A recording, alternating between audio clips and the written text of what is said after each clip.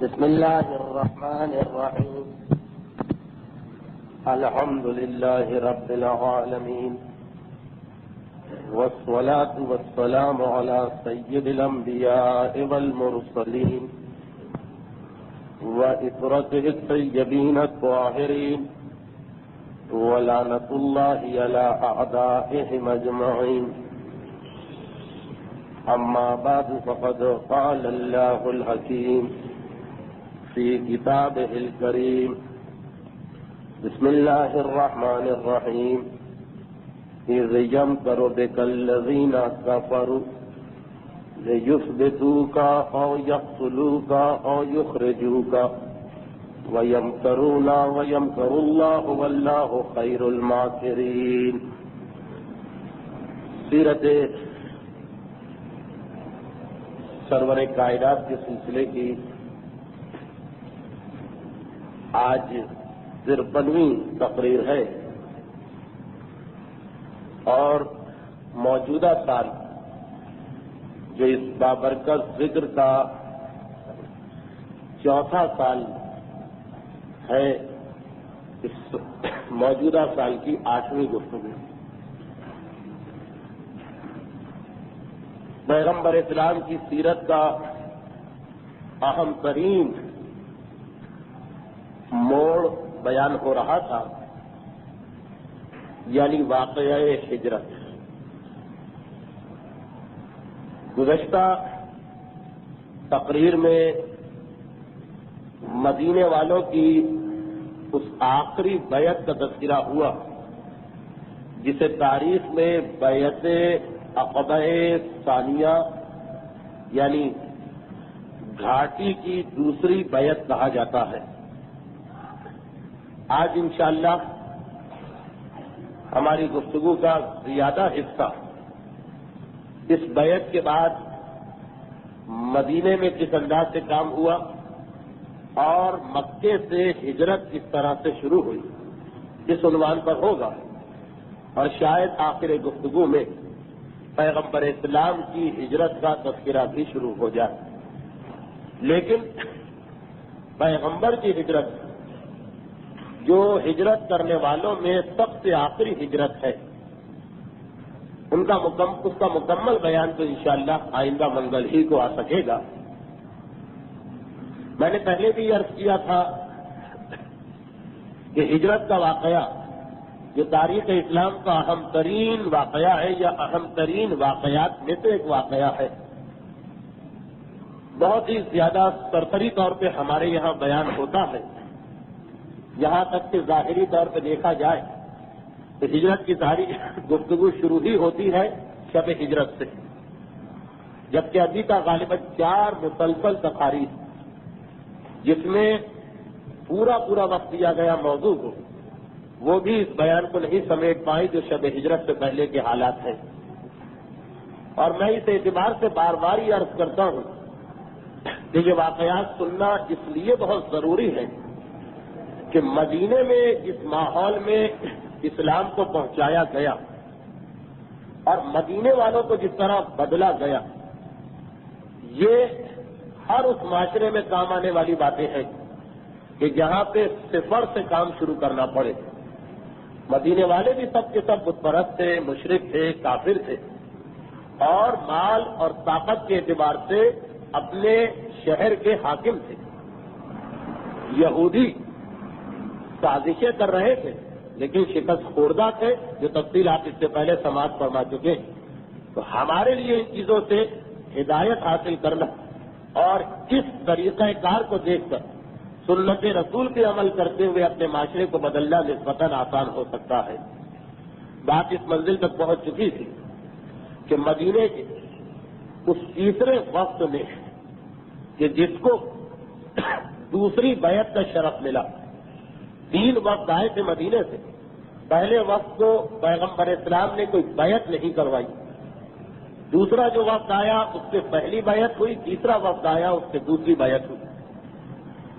وہ جو دوسرا وقت آ رہا ہے، ان کو یہ معلوم ہے کہ مکے والوں کے کان تک یہ خبر پہنچ چکی ہے کہ مدینے کے لوگ پیغمبر اسلام کے قریب آ رہے ہیں، چنانچہ وہ پوری کوشش کریں گے کہ ہماری ملاقات رسول سے نہ ہونے پائے. تو خاص انہوں نے حج کے موقع کا انتخاب کیا اور 500 افراد جو مدینے سے آ رہے تھے، جن میں 427 مشرک تھے، ان کے اندر اپنے آپ کو شامل کر کے چھپا لیا.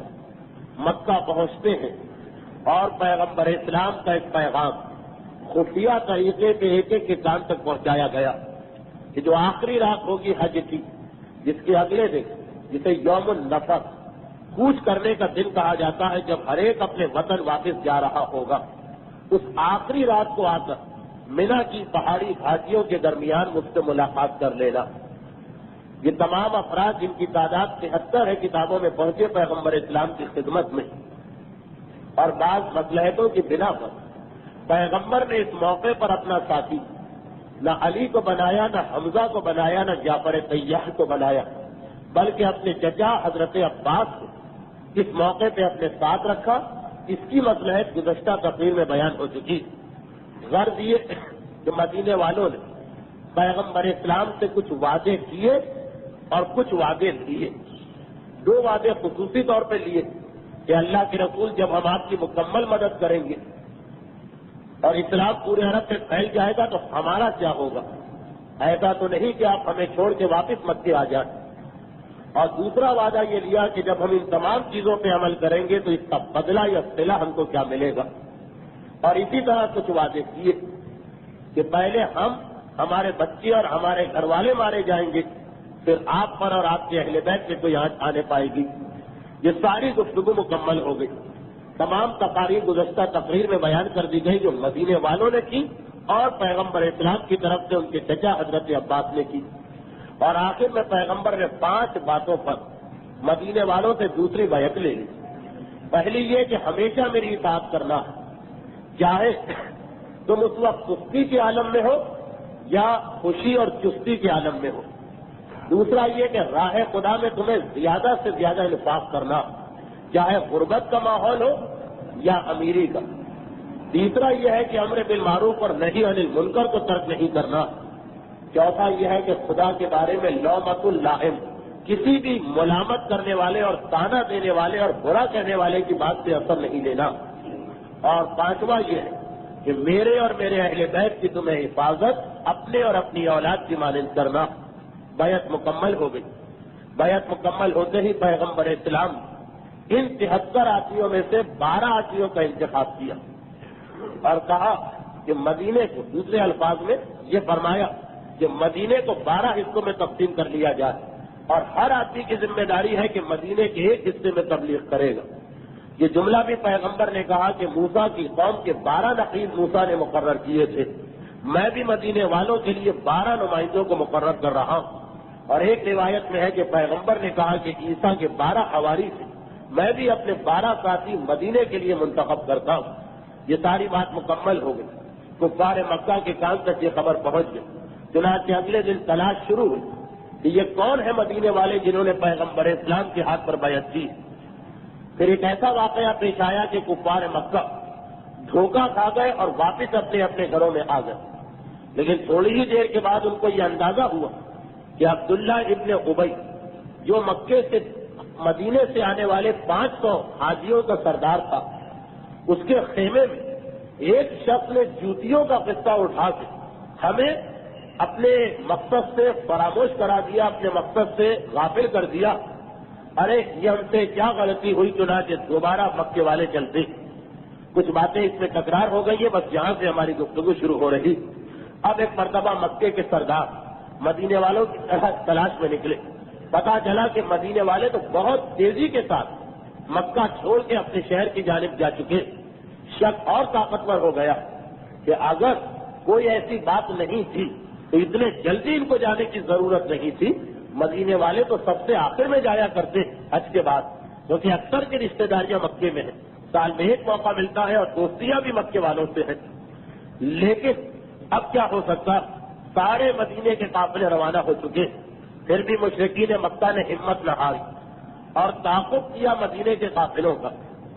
باقی قافلے تو جا چکے، ایک چھوٹا سا قافلہ رہ گیا جس میں 2 اہم شخصیتیں تھیں.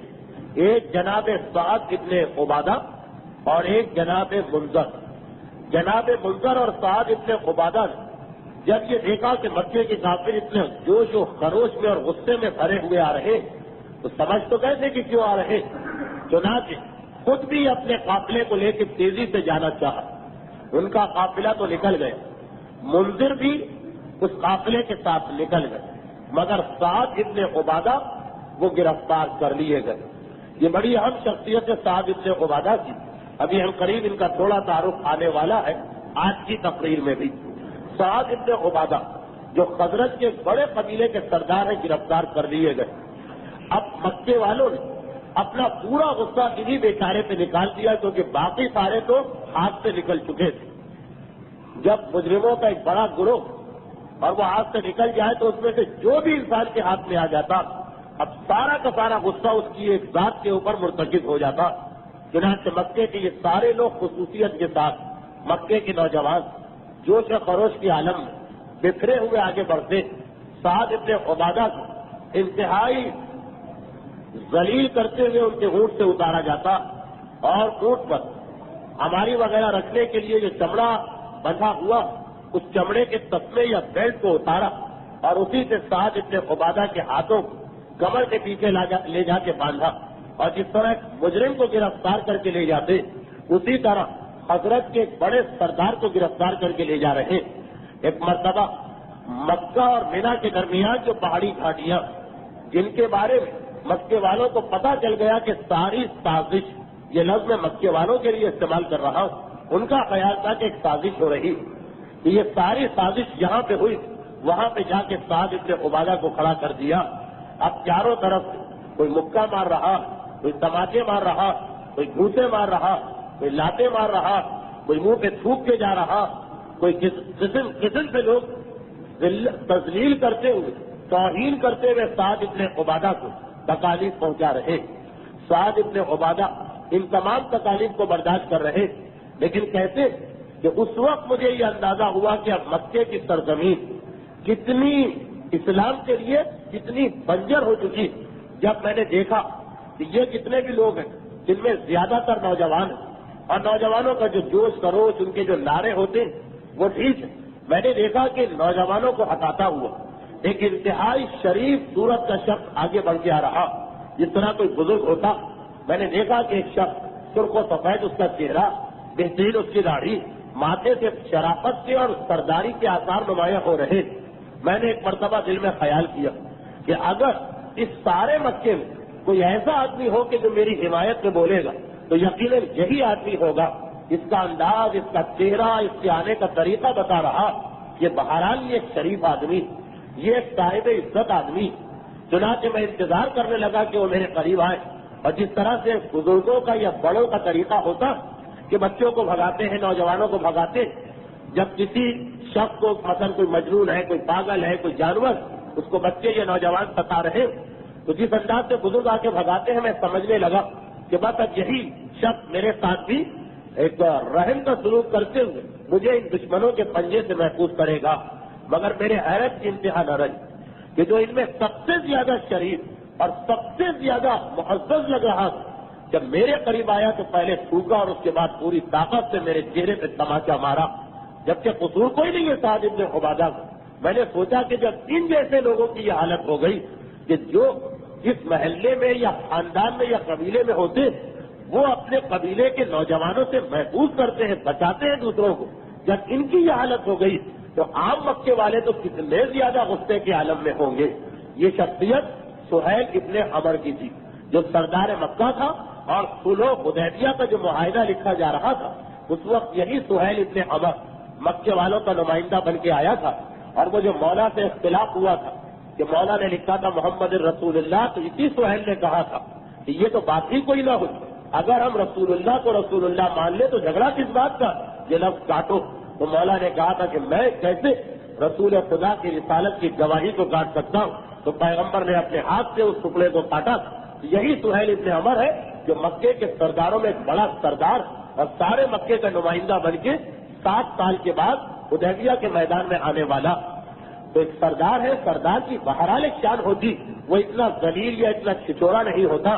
لیکن مکے کے سردار اسلام کی دشمنی میں اس حد سے پہنچ چکے تو اب سعد ابن عبادہ کہتے کہ میں ہر طرف سے مایوس ہو گیا اور اس بری طریقے سے مجھے مارا جا رہا کہ موت کا خطرہ پیدا ہو چلا کہ اتنے میں ایک آدمی جس کا نام بعض تاریخوں میں ابو البختری، جو خود ابو جہل کا ایک رشتے کا بھائی اور اپنے قبیلے کا سردار، وہ ابو البختری شاید یہ منظر دیکھ دیکھ کے تھک چکا، آخر اسے مجھ پہ رحم آنے لگا، لیکن وہ ایک آدمی پورے مکے کے خلاف نہیں کھڑا ہو سکتا۔ وہ میرے قریب آیا، کہا کہ اے شخص تو مدینے کا رہنے والا؟ میں نے کہا کہ ہاں۔ تو کہا کہ کیا مکے میں تیرا کوئی حلیف نہیں، تیرا کوئی دوست نہیں؟ اب اس جملے کے لیے آپ پھر اس پورے کے پورے عرب کے جغرافیہ کو ذہن میں رکھیے کہ مکے والوں کے جتنے بھی تجارتی قافلے جب یہ شام جاتے تو مدینے کے قریب سے ہو کے گزرتے، اور مدینے والوں کے جتنے بھی قافلے جب یمن جاتے تو مکے کے قریب سے ہو کے گزرتے۔ راستے میں چوروں اور ڈاکوؤں کا خطرہ بہت زیادہ، تو عام طور پر مکے کے اندر جو بڑے بڑے سردار ہوتے وہ مدینے میں اپنا کوئی دوست بنا کے رکھتے، جس سے ایک ایگریمنٹ ہوتا، جس طرح کاروباری شراکت ہوتی کہ ہمارا قافلہ جب تمہارے شہر کے قریب سے جائے گا تو تم اپنے علاقے میں اس کو پناہ دینا، اپنے علاقے میں ہمارے سامان کو رکھنا، ایک دن دو دن جو بیچ میں آرام ہوتا، اور اگر خود ہم اس قافلے میں آئے تو تمہارے مہمان بنیں گے۔ اسی طرح اگر تمہیں کبھی یمن جاتے ہوئے مکے سے گزرنے کا موقع ملے تو ہم تمہارے ساتھی۔ وہ جو کاروبار کے اندر شراکتیں چلتی اسے عرب حلیف کہتے۔ تو اس نے آ کر کہا تم مدینے کے رہنے والے اور سردار محسوس ہو رہے، سرداروں کا ایک خاص لباس ہوتا ہے، تو کیا مکے میں کوئی تمہارا حلیف یا دوست نہیں؟ میں نے کہا کہ ہاں، دو آدمی ہے تو صحیح، لیکن اس وقت میں ان کو کہاں ڈھونڈنے جاؤں، میں تو اس وقت گرفتار ہوں۔ تو کہا کہ ان کا نام بتاؤ۔ تو ایک تو جبیر ابن مطعم ابن عدی، یہ وہ شخصیت ہے کہ شیب ابی طالب میں جو تھوڑی بہت مدد مسلمانوں کی مکے والوں کی طرف سے ہوتی تھی، اس میں ان کا نام بھی ہے۔ یہ خاندان بنی ہاشم کے دور کے رشتے دار ہیں۔ اور دوسرے حارث ابن حرب، یعنی ابو سفیان کا سگا بھائی حارث ابن حرب، یہ دو آدمی ایسے کہ ان کے تجارتی قافلے جب مدینے سے جاتے ہیں تو وہ میری پناہ میں آ جاتے ہیں۔ تو کہا کہ پھر میں جاتا ہوں اور ان کو تلاش کرتا ہوں، لیکن مکے کے قانون کے اعتبار سے میں ان کو ڈھونڈ کے نہیں لا سکتا ہوں، پہلے تم آواز لگاؤ۔ یہ قانون تھا مکے کا، بلکہ پورے عرب کا قانون تھا۔ تو اب سعد ابن عبادہ پکارا۔ قانون یہ تھا کہ جب کوئی آدمی مدینے والا مکے میں یا مکے کا آدمی مدینے میں گرفتار ہو جائے تو وہ آواز لگائے اپنے ان ساتھیوں کی جس سے ایک ایگریمنٹ اور معاہدہ ہو چکا۔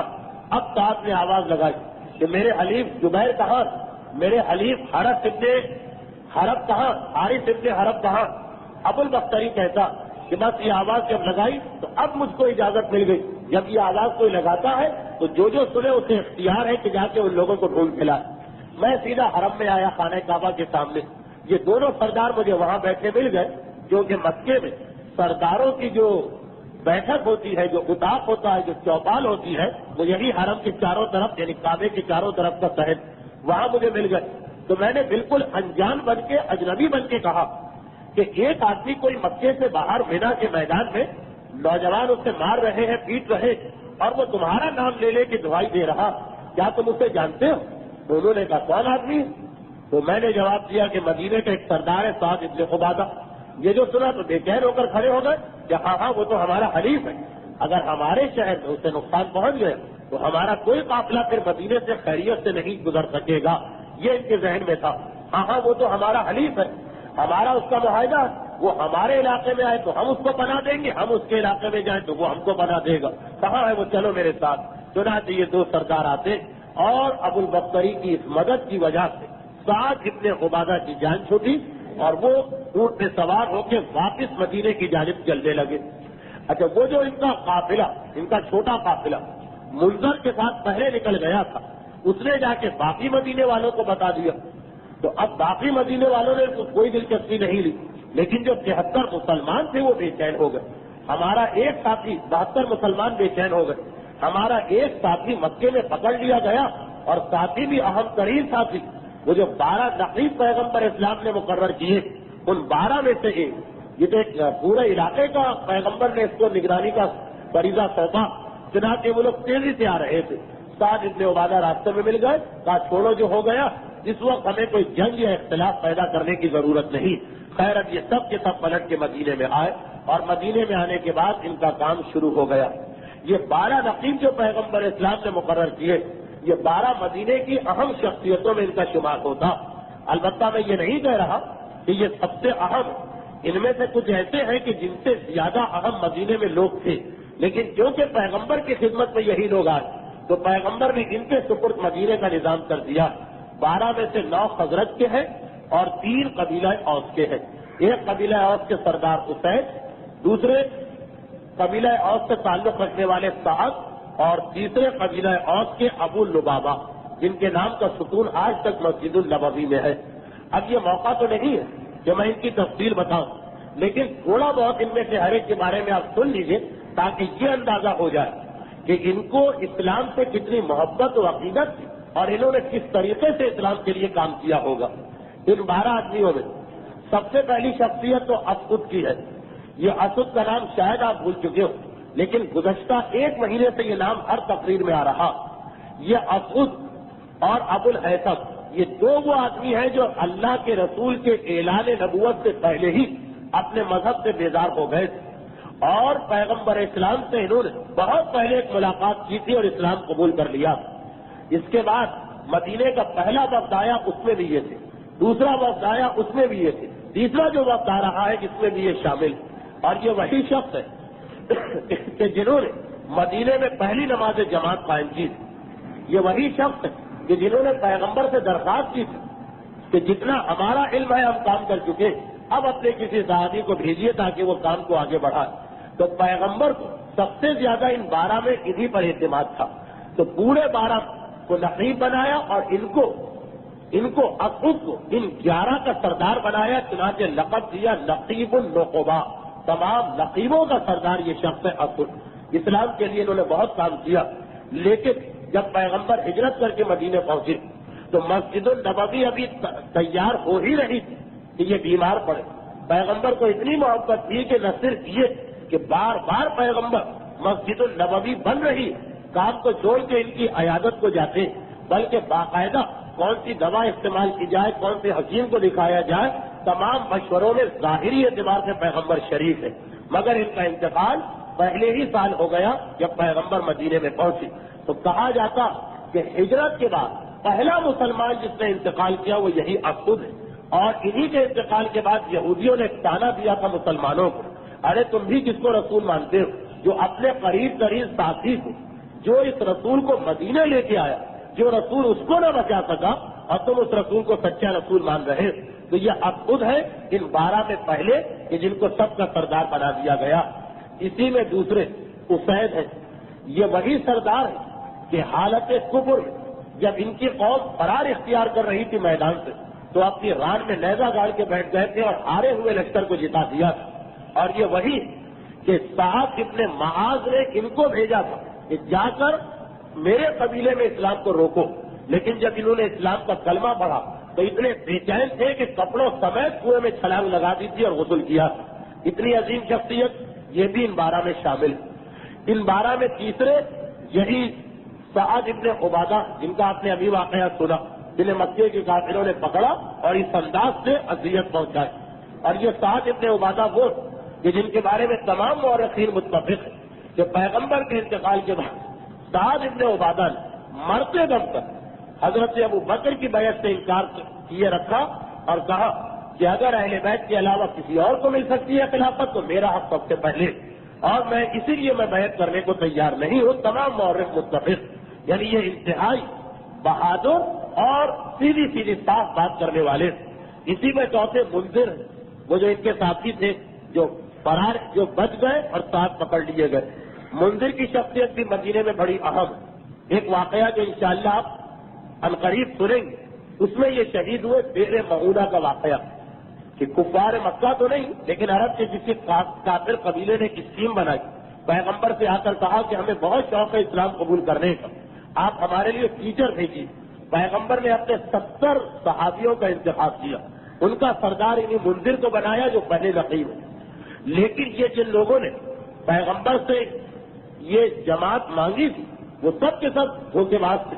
چنانچہ ان کو لے کر معونہ نام کا ایک کنواں وہاں لے جا کر 70 صحابیوں کو شہید کر دیا جو حق پھیلانے کے لیے گئے تھے، اور کیونکہ ان کے ذہن میں بھی نہیں تھا کہ کسی سے مقابلہ ہو سکتا ہے، اس لیے کوئی ہتھیار لے کے نہیں آئے تھے۔ ان کے سردار منذر تھے جو اس وقت شہید ہوئے۔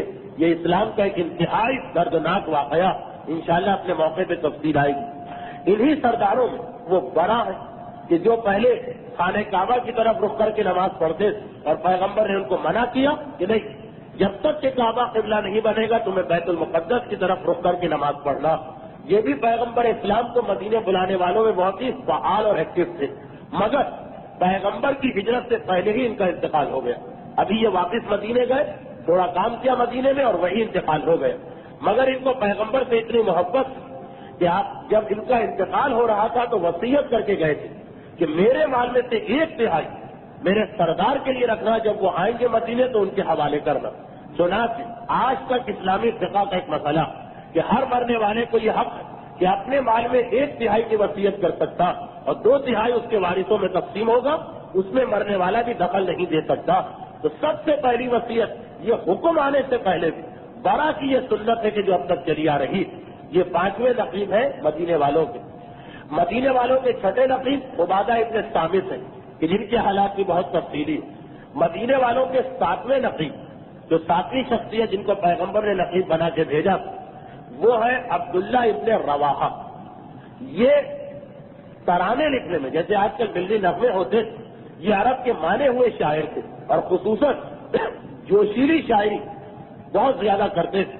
تو پیغمبر اسلام کی ہجرت کے بعد جب کبھی کوئی اہم واقعہ پیش آتا تو یہی عبداللہ ابن رواحہ تھے کہ جو قومی ترانے لکھ کے مدینے کے مسلمانوں کو جوش دلایا کرتے تھے۔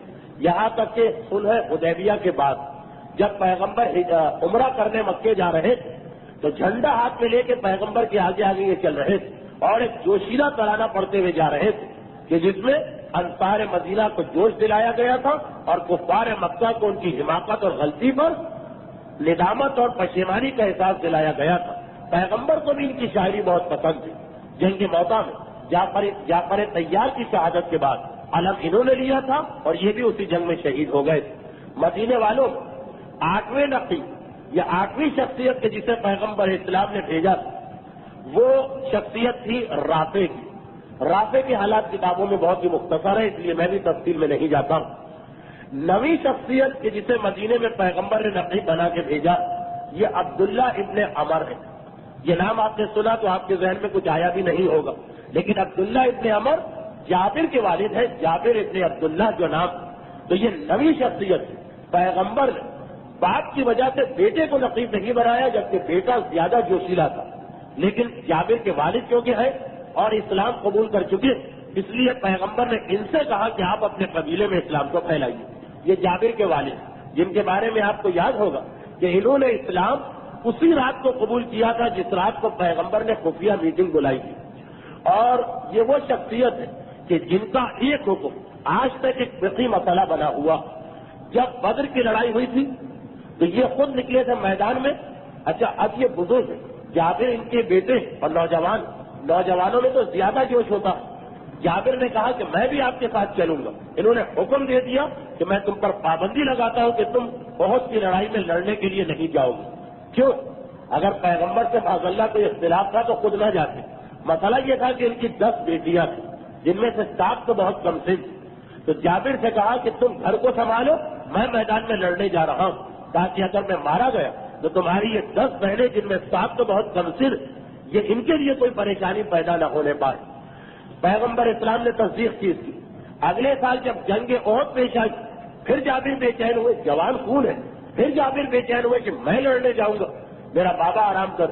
باپ نے پھر وہی کہا کہ 10 بیٹیوں کا ساتھ، جن میں 7 کو بہت کم سن، اے جابر تم گھر کو سنبھالو، اس لیے کہ جوان ہو، سنبھال سکتے ہو، میں اگر مارا گیا یہ شہادت کا رتبہ مجھے ملے گا۔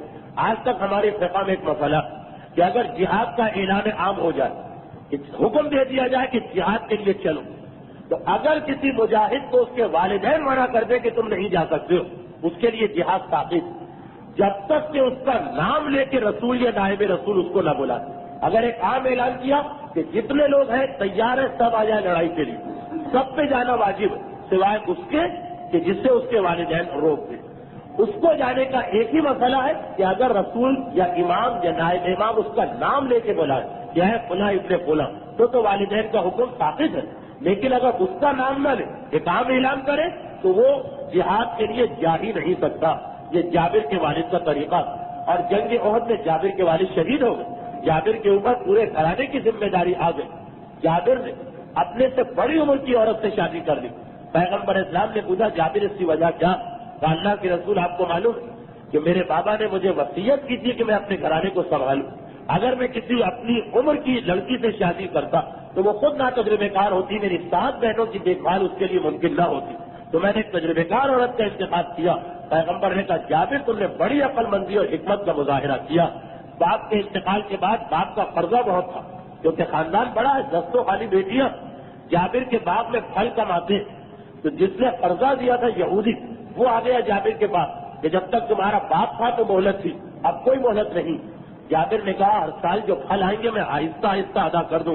یہودی کہتا ہے کہ نہیں مجھے تو اسی سال پورا کا پورا قرضہ چاہیے۔ جابر پریشان ہو گئے، پیغمبر کو اطلاع ملی، کہا جابر گھبراؤ نہیں، جس دن تمہارے باغ میں پھل آئے یعنی کھجوریں توڑی جائیں مجھے اطلاع دے دیں۔ پیغمبر پہنچے، فقط ایک نگاہ ڈالی کھجوروں کے ڈھیر پہ اور کہا جابر اب وہ یہودی کو بھجوانا شروع کر دو۔ جابر حیران ہو گئے کہ جتنا اس یہودی نے مانگا اس سے زیادہ میں نے بھجوا دیا، مگر کھجوروں کا ڈھیر اسی حالت میں اپنی جگہ برقرار رہا۔ تو یہ جابر کے والد تھا۔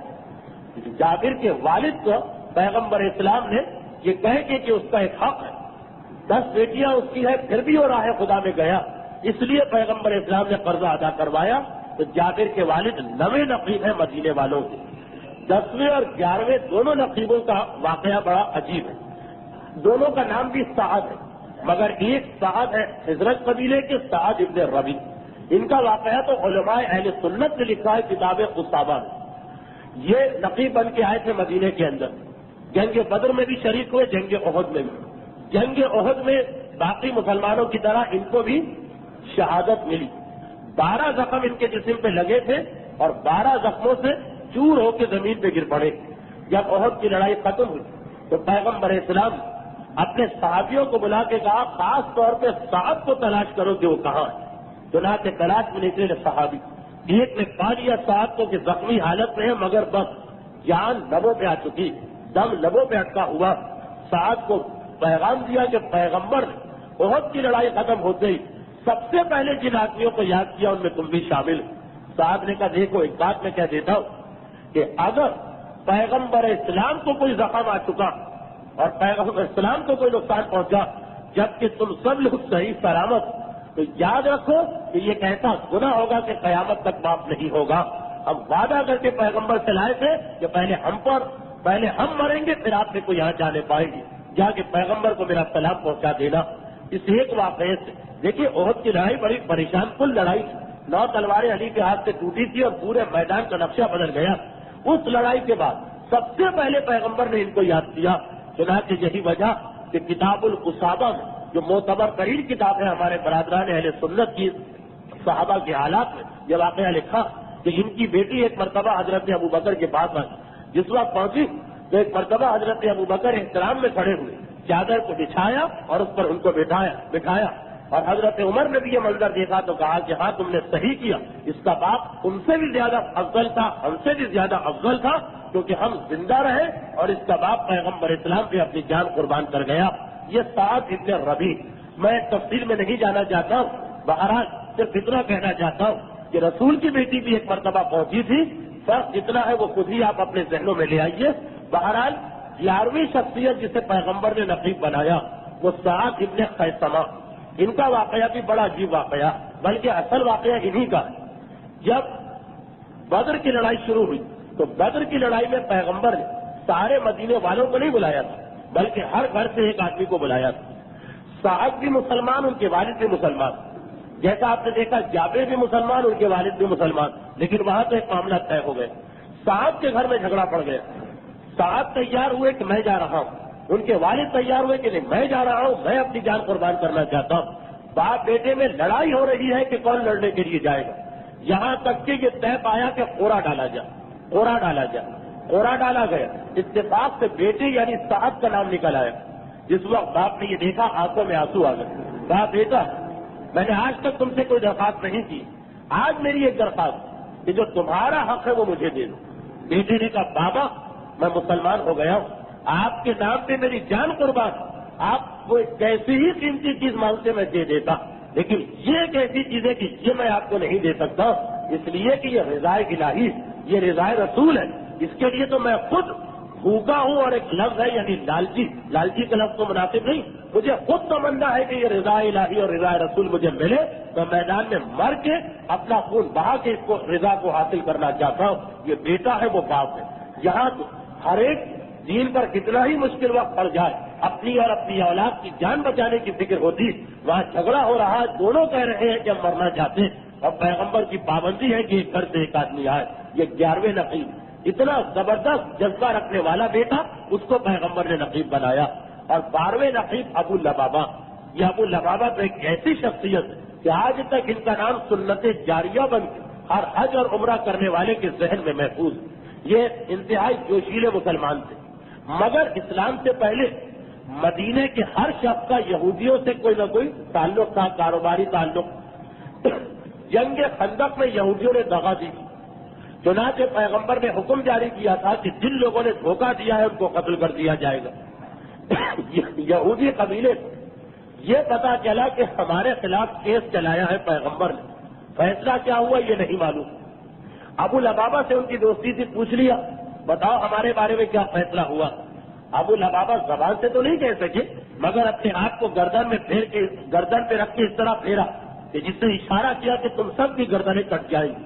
پھر انتہائی پریشان, ارے یہ تو پیغمبر کا ایک راز تھا جو میں نے پیغمبر کی اطلاع, پیغمبر کی اجازت کے بغیر دشمنوں کو پہنچا دیا. کتنے نادر کہ گھر بھی نہیں آئے, سیدھے مسجد میں چلے گئے, ایک ستون سے اپنے آپ کو باندھ دیا. 15 یا 16 دن روتے رہے اور کہتے رہے پروردگارا میری توبہ کو قبول فرما. لوگوں نے جا کے کہا اللہ کے رسول ابو لبابہ کی حالت خراب ہوتی جا رہی, سوائے واجب نماز کے ہر وقت بندے رہتے. پیغمبر اسلام نے کہا اگر وہ سیدھا میرے پاس آ جاتا تو میں فوراً اس کو معافی دلوا دیتا. اب اس نے معاملہ خدا کے حوالے کر دیا تو میں بھی حکم خدا کا انتظار کر رہا ہوں. 15 دن کے بعد سورہ توبہ کی وہ آیت نازل ہوئی جس میں ابو لبابہ کا قصور معاف ہونے کی بشارت آئی. لوگوں نے جا کے کہا ابو لبابہ مبارک ہو, تمہیں پروردگار نے تمہاری معافی کا قرآن میں تذکرہ کر دیا, اب تو گھر چلو. کہا کہ نہیں, یہ میں نے عہد کیا ہوا تھا کہ جب تک کہ خدا قرآن میں میری معافی کا اعلان نہ کرے اور پیغمبر اپنے ہاتھ سے میری رسی نہ کھولے میں یہاں سے نہیں جاؤں گا. یہ اطلاع پیغمبر کو پہنچائی گئی. سلمہ کے حجرے میں پیغمبر اسلام مسکراتے ہوئے باہر آئے, اپنے ہاتھوں سے ابو لبابہ کی رسی کو کھولا اور کہا تمہیں مبارک ہو, تمہاری وجہ سے قیامت تک کے گناہگاروں کے لیے توبہ کی آیت قرآن میں نازل ہو گئی. وہ ستون انتہائی اہم ستون ہے.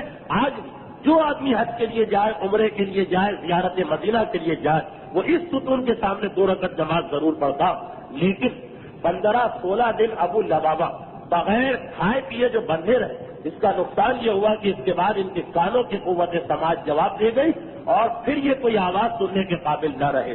مگر اتنا جذبہ تھا ان کے اندر, یہ قربانی دینا بھی بڑی بات ہے. انہیں پیغمبر اسلام نے 12واں نقیب مقرر کیا مدینے کا.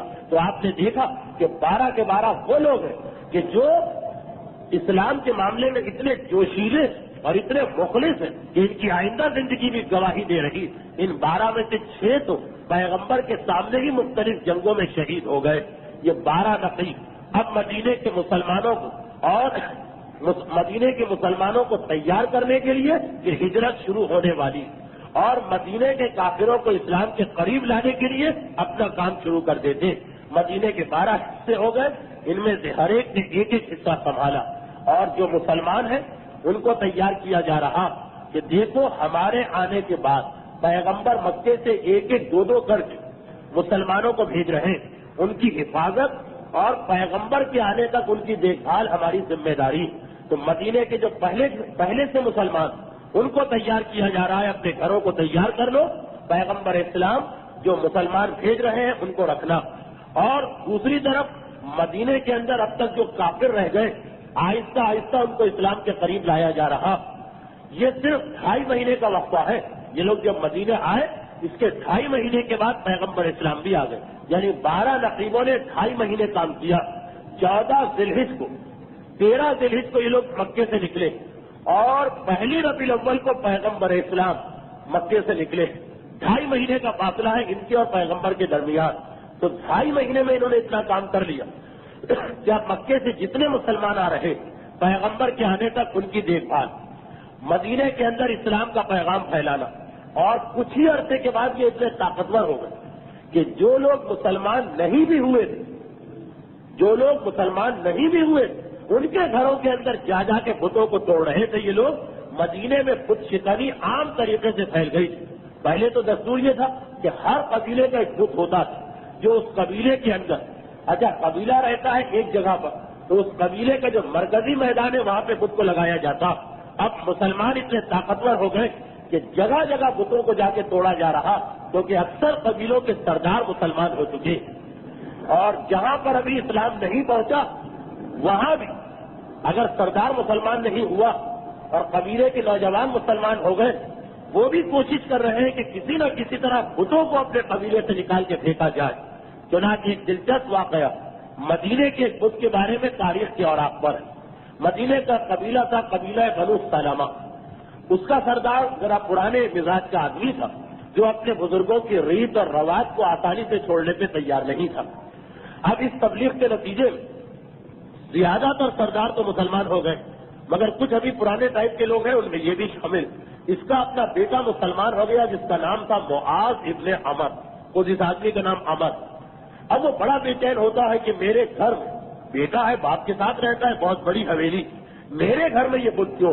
کیونکہ سباب سردار قبیلہ اس نے اپنے قبیلے کا بت اپنی حویلی کے ایک بڑے کمرے میں لکڑی سے بنا کے رکھا, اور اس بت کا نام تھا منات.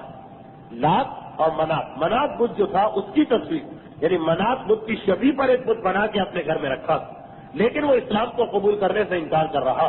البتہ نہ کوئی دلیل ہے اس کے پاس, نہ ہی کسی قسم کا اور کوئی جذبہ, بس یہ کہ اپنا طریقہ میں کیسے چھوڑوں. بیٹا خود اسلام قبول کر چکا اور قبیلے کے دوسرے نوجوان بھی. اچھا طریقہ یہ ہوتا ہے کہ ایک نوجوان مسلمان ہو جائے وہ اپنے دوستوں کو تو مسلمان بنا لیتا, لیکن اگر سردار منع کر دے تو قبیلے کے بزرگ عام طور پہ رک جاتے کہ بھائی یہ سردار قبیلہ ہے, اس کے بگاڑ کرنا مناسب نہیں. اور نوجوانوں کا آپ کو پتا کہ وہ اتنی زیادہ مستقبل کی باتوں پہ غور نہیں کرتے, ایک چیز سمجھ میں آ گئی تو یہ عمل کرنا. تو یہ بیٹا مسلمان ہوا, اس نے اپنے ساتھ کچھ اور نوجوانوں کو مسلمان کر دیا. اب وہ بہت تڑپتا کہ کسی طریقے سے یہ بت یہاں سے ہٹایا جائے. چنانچہ ایک دن اپنے ساتھیوں سے طے کیا کہ رات کو میرا بابا تو سو جاتا ہے شراب کے نشے میں, میں یہ بت نکال کے باہر لے آؤں گا. وہ بت نکال کے باہر لے آیا گیا, لیکن سردار کیونکہ ابھی مسلمان نہیں تو قبیلے کے اکثر بزرگ مسلمان نہیں, جو کچھ بھی کرنا ہے چھپ کے کرنا. وہ ہنگامے کے ساتھ شور کے ساتھ لکڑی کو کاٹنا اور اس کو جلا دینا تو ممکن نہیں. اچھا پرانے زمانے میں یہ گٹر سسٹم تو تھا نہیں, ہر قبیلے کا ایک کنواں ہوتا تھا بڑا جس میں پورے قبیلے کی گندگی بھر دی جاتی تھی. چنانچہ یہ بیٹا اپنے نوجوان دوستوں کی مدد سے منات بت باپ کی حویلی سے نکال کے لایا اور اس گندگی والے جس میں نیچے سے اوپر تک تمام گندگیاں بھری ہیں اس کنویں کے اندر اس بت کو ڈال دیا اور اپنے گھروں میں چلے گئے. اگلے دن صبح جب سردار بیدار ہوا اور وہ جو پہلا کام یہ کیا کہ صبح جاتا ہے بت کے پاس اور اس کے آگے سجدہ کرتا, وہاں جو پہنچا تو بت غائب ہے. ایک شور ہو گیا قبیلے میں کہ ہمارا معاذ اللہ ہمارا خدا غائب ہو گیا. اب تلاش ہو رہی ہے کہ وہ کہاں. پتا چلا کہ نجاست والے کنویں کے اندر پڑا. خیر باپ نے بہت ہی بڑبڑاتے ہوئے اور غصہ کرتے ہوئے اس کو نکلوایا, دھلا کے اتر لگا کے دوبارہ لا کے رکھ دیا, اور پھر وہ دن ختم ہو گیا. اب یہ روزانہ کا ایک کھیل بن گیا.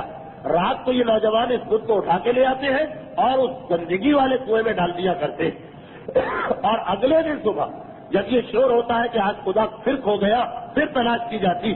اور اب ان لوگوں کو بھی پتا ہے کہ خدا اگر کھو گیا ہے تو کہاں ملے گا, سیدھا اسی گندگی والے کنویں کے پاس آتے. معاذ اللہ ثم معاذ اللہ, میں جو ان لوگوں کا عقیدہ تو نقل کفر نباشت کے تحت سنا رہا ہوں, روزانہ اس کو نکالتے ہیں اور وہ باپ کا غصہ بڑھتا چلا جاتا کہ اگر مجھے مل جائے وہ شخص جو تیری توہین کر رہا ہے تو میں اسے زندہ نہیں چھوڑوں گا.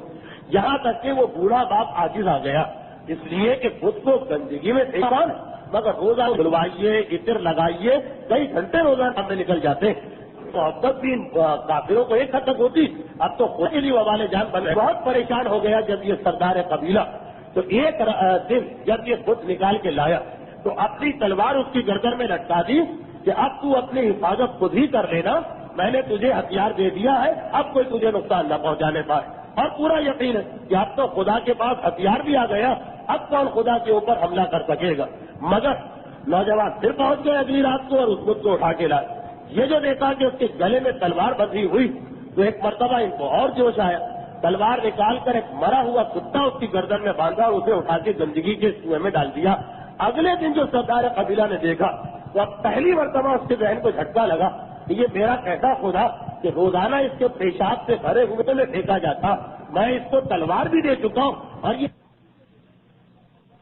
بیٹھے ہیں پیغمبر اور خاندان بنی ہاشم کی، مدینے کے اندر پہلے سے کوئی تعصب نہیں. اب ایک مرتبہ وہ پریشان ہوا، بیٹے نے دیکھا موقع غنیمت ہے، فوراً دوڑ تو ان 12 میں سے جو پیغمبر نے 12 نقیب رکھے ان کو بلا کے لے آیا جن کا یہ علاقہ تھا. اور انہوں نے بھی دیکھا کہ آج سردار قبیلہ پہلی مرتبہ اس کا اعتقاد ذرا ڈگمگا کے رہ گیا. چنانچہ انہوں نے نصیحت کی اور اسی شام تک سردار قبیلہ نے اسلام قبول کیا اور نتیجے میں پورا قبیلہ بنو سلمہ مسلمان ہو گیا. 2.5 مہینے کے اندر اس قسم کے کتنے ہی واقعات پیش آئے. آپ محسوس کر رہے کہ وقت بڑی تیزی سے گزرتا جا رہا، جبکہ ابھی تک ہم صرف مدینے کے وہ حالات بتا رہے جو حج سے واپسی اور پیغمبر کی آمد سے پہلے کے حالات ہیں. تو یہ ایسے کئی واقعات ہیں، کہاں تک تفصیل بتائی جائے. غرض یہ کہ 12 نقیبوں نے اپنا کام بہت بہترین طریقے سے کیا اور یہ ثابت کر دیا کہ کتنا ہی بدترین ماحول ہو، کتنا ہی خلاف دین ماحول، کام کرنا بہت ہی آسان ہے اگر طریقے سے کام کیا جائے، موقع محل دیکھ کے کام کیا جائے، حالات کو سمجھ کے کام کیا جائے. ہر جگہ جوش کام نہیں آتا ہے، ہر جگہ یہ توقع نہیں کی جا سکتی کہ جتنے جوشیلے ہم اتنا ہی جوشیلہ ہر ایک کو بننا پڑے گا، بلکہ خاص تنظیم کے تحت کام ہوتا. یہ 12 نقیب نوجوانوں کو مسلمان کرتے، ہر آدمی اپنے اپنے قبیلے کو سنبھالتا اور ان کا کام 12 نقیبوں کا کام گھر گھر جانا نہیں، یہ بڑے بڑے سرداروں کو دیکھ رہے. غرض یہ کہ خاص حکمت عملی سے یہ کام ہو رہا. یہ تو مدینے کی حالت ہے کہ یہ سب کے سب اپنے کام میں تبلیغ اسلام میں پوری تنظیم سے لگے ہوئے. اور ادھر مکے میں کیا ہو رہا؟ مکے جب مدینے والے واپس چلے گئے اور یہ طے پا گیا کہ پیغمبر اسلام بھی عنقریب ہجرت کریں گے، تو اب مکے کے اندر بھی پیغمبر اسلام نے یہ حکم جاری کر دیا کہ اب وہ وقت آ گیا ہے کہ مکے میں رہنا ناقابل، یہاں پہ مزید اب اسلام پھیلنے کی گنجائش نہیں ہے. وہ دور چلا گیا، جتنوں کو مسلمان ہونا ہے ہو گئے. مکے کی وجہ سے جہاں جہاں اسلام کو پہنچایا جا سکتا ہے پہنچ گیا.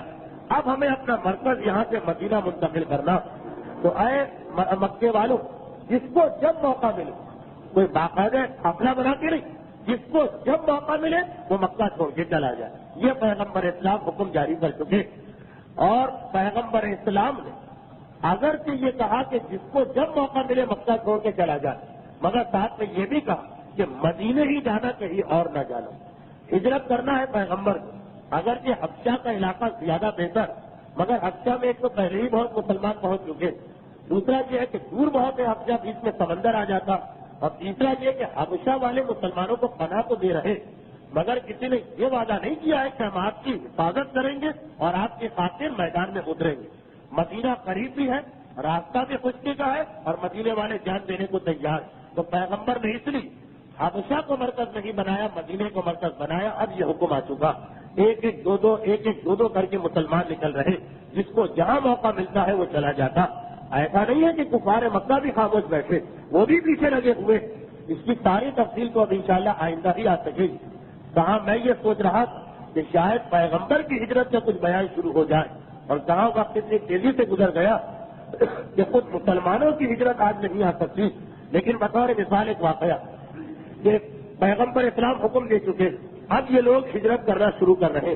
پہلی ہجرت کس نے کی، آخری ہجرت کس نے کی، بیچ کے اندر شروع میں کون لوگ گئے، یہ ساری تفصیل آئندہ. لیکن ہجرت کی اطلاع جو مکے والوں کو ملی تو ان کے کان ایک تو پہلے سے کھڑے تھے کہ یہ مدینے والے آخر آئے کیوں، اور کتنی خفیہ سازش کی گئی کہ اتنی تیزی کے ساتھ وہ واپس چلے گئے، ضرور کچھ نہ کچھ اس کا مقصد. اور پھر اطلاع ملنے لگی، ہر دوسرے دن تیسرے دن پتا چلا فلاں خاندان غائب، فلاں مسلمان غائب، فلاں گھر والے غائب، اب یہ لوگ چوکنا ہوئے، لیکن کیا کریں 24 گھنٹے کا پہرا تو نہیں لگایا جا سکتا، بہت ہی پریشان۔ اسی وقت ایک واقعہ اور پیش آیا کہ جس کو ابو جہل نے اپنی عزت کا مسئلہ سمجھا کہ میری ناک کٹ گئی، کیونکہ ابو جہل تھا جو بار بار کہتا جس قبیلے کا مسلمان ہجرت کر جاتا ابو جہل جا کے تانا دیتا کہ ارے تمہیں کیا ہو گیا، وہ مسلمان اگر ہو گیا تھا تو پکڑ کے رکھتے، کہتے وہ نکل گیا، ہر قبیلے والے کو ابو جہل تانا دے رہا۔ مگر یہاں اتفاق ایسا پیش آیا کہ ابو جہل ہی کے گھرانے میں ایک واقعہ ہوا جس کو ابو جہل نے اپنی توہین سمجھا، اور پھر ابو جہل بہرحال اس کی ہزاروں خوبیاں اپنی جگہ، لیکن جس چیز کو اس نے اپنی توہین سمجھا، اپنی توہین کا بدلہ بھی لیا۔ وہ واقعہ یہ پیش آیا کہ اب یہ روایت جو میں پڑھ رہا ہوں اگرچہ ذاکری کے انداز میں تو اس کو بہت ہی دلچسپ طریقے سے پڑھنے کی گنجائش ہے، لیکن میں اپنی تقریر کو حد الامکان اس طرح سے بنانا چاہتا ہوں کہ کوئی اختلافی مسئلہ نہ آنے کا۔ اب یہ واقعہ کیا ہے، یعنی دیکھیں کہ کفار مکہ کا ری ایکشن کیا ہے، رد عمل کیا ہے ہجرت کے خلاف۔ حضرت عمر نے جب ہجرت کی تھی تو اپنے کئی خاندان والوں کے ساتھ، اس کے علاوہ کیونکہ حضرت عمر کا ماں کے حوالے سے ابو جہل کے گھرانے سے رشتہ، تو ابو جہل کے دو بھائی، ایک کا نام ہے عیاش ابن ربیہ اور ایک کا نام ہے ہشام، یہ دونوں بھی ساتھ چلنے والے تھے۔ اچھا جی ذرا رشتہ سمجھ لیجیے کہ ابو جہل کی ماں نے ابو جہل کے باپ کے انتقال کے بعد دوسری شادی کی تھی اپنے شوہر کے بھائی سے، یعنی ابو جہل کے چچا سے۔ جو بہت سے ایسے گھرانوں میں کہ جہاں خاندان میں شادیاں ہوتی اکثر یہ ہوتا کہ ایک بھائی کا انتقال ہو گیا تو اس کی بیوہ کو دوسرے بھائی سے شادی کرنے پہ یا مجبور کیا جاتا یا وہ خود ہی مسئلہ سمجھتی۔ تو ابو جہل کی ماں کے دو شادیاں ہوئی تھی، ایک خود ابو جہل کے باپ سے اور ایک اس کے انتقال کے بعد اپنے دیور سے یعنی اس کے چھوٹے بھائی سے۔ عیاش ابن ربیہ ابو جہل کا مادری بھائی ہے، یعنی دونوں کی ماں ایک لیکن باپ الگ الگ ہے، البتہ وہ دونوں کے باپ آپس میں بھائی ہیں، سگے بھائی ہیں۔ تو عیاش ابن ربیہ ابو جہل کا باپ کے حوالے سے چچا زاد بھائی اور ماں تو خیر دونوں کی ایک تھی۔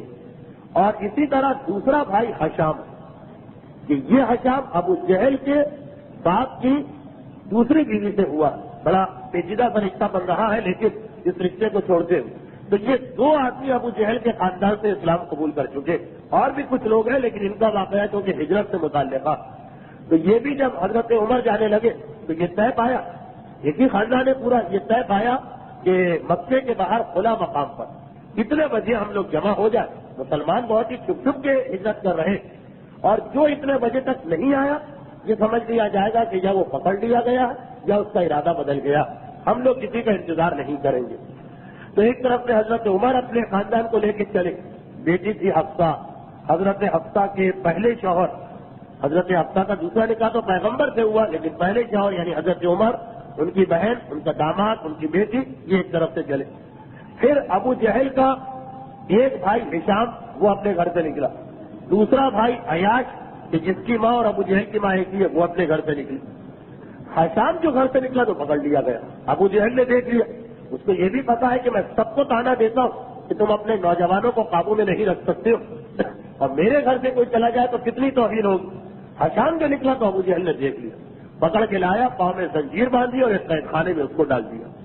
جب باقی لوگ نکل گئے، عیاش بھی نکل گئے، اس جگہ سب جمع ہوئے، انتظار کیا، جو ٹائم طے پایا اس وقت تک جب ہشام نہیں آئے تو کہا کہ اب چلو یہ تو ہمارا پہلے سے طے شدہ معاہدہ تھا کہ کسی کا انتظار نہیں ہوگا، اور یہ سب لوگ مدینے چلے گئے۔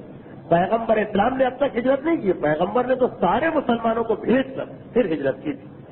ابو جہل کو اطلاع ملی کہ ایک بھائی کو میں نے اپنے روک لیا مگر اس کی وجہ سے میری توجہ دوسرے بھائی کی طرف سے ہٹ گئی اور میرا مادری بھائی عیاش ابن ربیہ مکے سے ہجرت کر کے چلا گیا۔ اب بہت پریشان ابو جہل کہ یہ کیا ہو گیا ہے، میں تانا دینے والا، میرا ایک بھائی نکل گیا۔ اگر ایک بھائی کو اس نے روک لیا مگر پھر بھی اسے احساس ہے کہ جو ہوا غلط ہوا، چنانچہ اس نے اپنے سگے بھائی حارث کو بلایا، کہا کہ اب اس ذلت کا بدلہ لینے کا یہی طریقہ کہ ہم اپنے اس بھائی کو کسی طرح بھی لے کے آئیں، چلو ہم مدینے چلتے۔ پیغمبر ابھی مدینے نہیں گئے، ورنہ تو ابو جہل کو ہمت ہی نہ پڑتی، ہم چلتے ہیں مدینے۔ یہ دو سگے بھائی جن کے باپ اور ماں ایک ہے، ابو جہل اور حارث، یہ دونوں چلے اور مدینے پہنچ گئے۔ ابھی تک مدینے میں کیونکہ پیغمبر نہیں آئے تو کفار مکہ سے کوئی تعلقات ختم نہیں ہوئے، آنا جانا تو ہے۔ ابو جہل پہنچا تو جو اس کا وہاں پہ کاروباری شریک ہے، بزنس پارٹنر، اس نے استقبال کیا، گھر میں لا کے مہمان بنانا چاہا۔ ابو جہل نے کہا کہ نہیں، میں فوراً واپس جانا چاہتا ہوں، میں تو خاص مقصد سے آیا ہوں، کیونکہ مکے کو بھی خالی نہیں چھوڑنا ہے، وہاں ہجرت ہو رہی، اپنے بھائی سے ملنے آیا ہوں، اسے ایک پیغام دینے آیا ہوں۔ اب یہ ساری روایت حضرت عمر کی یہاں سے اب شروع ہو رہی ہے دوبارہ۔ جب ابو جہل پہنچا اپنے بھائی کے پاس تو اب اس کا بھائی تو مدینے میں ہے، یعنی پناہ میں ہے مسلمانوں، نہ دباؤ ڈال سکتا ہے، نہ غصہ کر سکتا ہے، نہ زبردستی کر سکتا۔ کہا کہ ہے میرے بھائی، تم بھی کتنے بے وفا اور ظالم، چلو ہمیں چھوڑ کے آ گئے تو کوئی بات نہیں، لیکن اپنی ماں کا بھی خیال نہیں کیا، اور تمہاری ماں کو تم سے اتنی محبت، ابو جہل کی بھی ماں اتنی محبت جو اس نے یہ عہد کیا ہوا ہے کہ جب تک کہ میرا بیٹا میرے پاس نہیں آئے گا، کم سے کم ایک مرتبہ بس دکھا دے اپنا چہرہ، جب تک کہ میرے پاس نہیں آئے گا، نہ میں سائے میں بیٹھوں گی اور نہ میں بالوں میں کنگھی کروں گی۔ عرب کی عورتوں کا ایک وعدہ ہوتا تھا اپنے آپ سے۔ تو ماں جو ہے بہت بے چین ہے، گھبرا رہی ہے، پریشان ہو رہی، چلو چل کے ایک مرتبہ ماں کو اپنا چہرہ دکھا دو، پھر تو تم آزاد ہو۔ اب ماں ایک ایسی چیز ہے کہ ویسے ہی کوئی بھی ذرا بھی اس میں انسانیت تڑپ اٹھے گا، خصوصاً ایک مسلمان، اور وہ کہ جو ابھی مسلمان بنا، عیاش ابن ربیعہ جو ہے وہ تڑپ اٹھے تو اچھا میری ماں کی یہ حالت، پھر تو میں ضرور چلوں گا۔ حضرت عمر کہتے ہیں کہ میرے سامنے یہ بات تھی، کیونکہ ہم دونوں ساتھ ہجرت کر کے آئے تھے، جو ساتھ ہجرت کر کے آئے وہ مدینے میں ساتھ ساتھ رہ رہے، کیونکہ نیا ماحول ہے، نئے لوگ ہیں، مسلمان صحیح لیکن نئے لوگ ہیں تو ساتھ ساتھ رہتے ہیں۔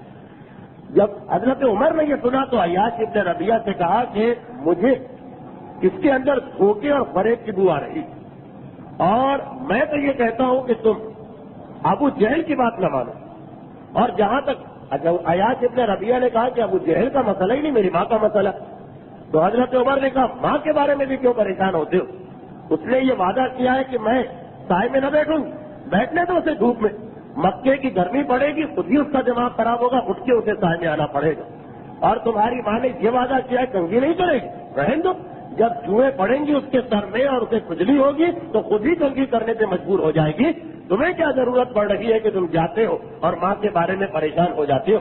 مکے کی گرمی اور سر میں پڑنے والی جوئیں وہ خود ہی تمہاری ماں کو ٹھیک کر دیں گی، تم تو یہیں میرے پاس بیٹھو۔ عیاش ابن ربیعہ تڑپ اٹھے، کہا کہ نہیں، میرے لیے ممکن نہیں ہے کہ میں اپنی ماں کو چھوڑ کے آؤں، لیکن میں نے کہا کہ اس واقعے کے اندر اگر انداز بیان بدلا جائے تو بہت سی گنجائش بعد میں بھی نکلے گی، ابھی بھی نکل سکتی ہے، لیکن میں ایک سادہ واقعہ جو تمام علماء اسلام لکھتے ہیں بیان کر رہا ہوں۔ عیاش ابن ربیعہ نے کہا کہ نہیں، بہرحال ماں کا مسئلہ اور میں تو بہرحال جاؤں گا۔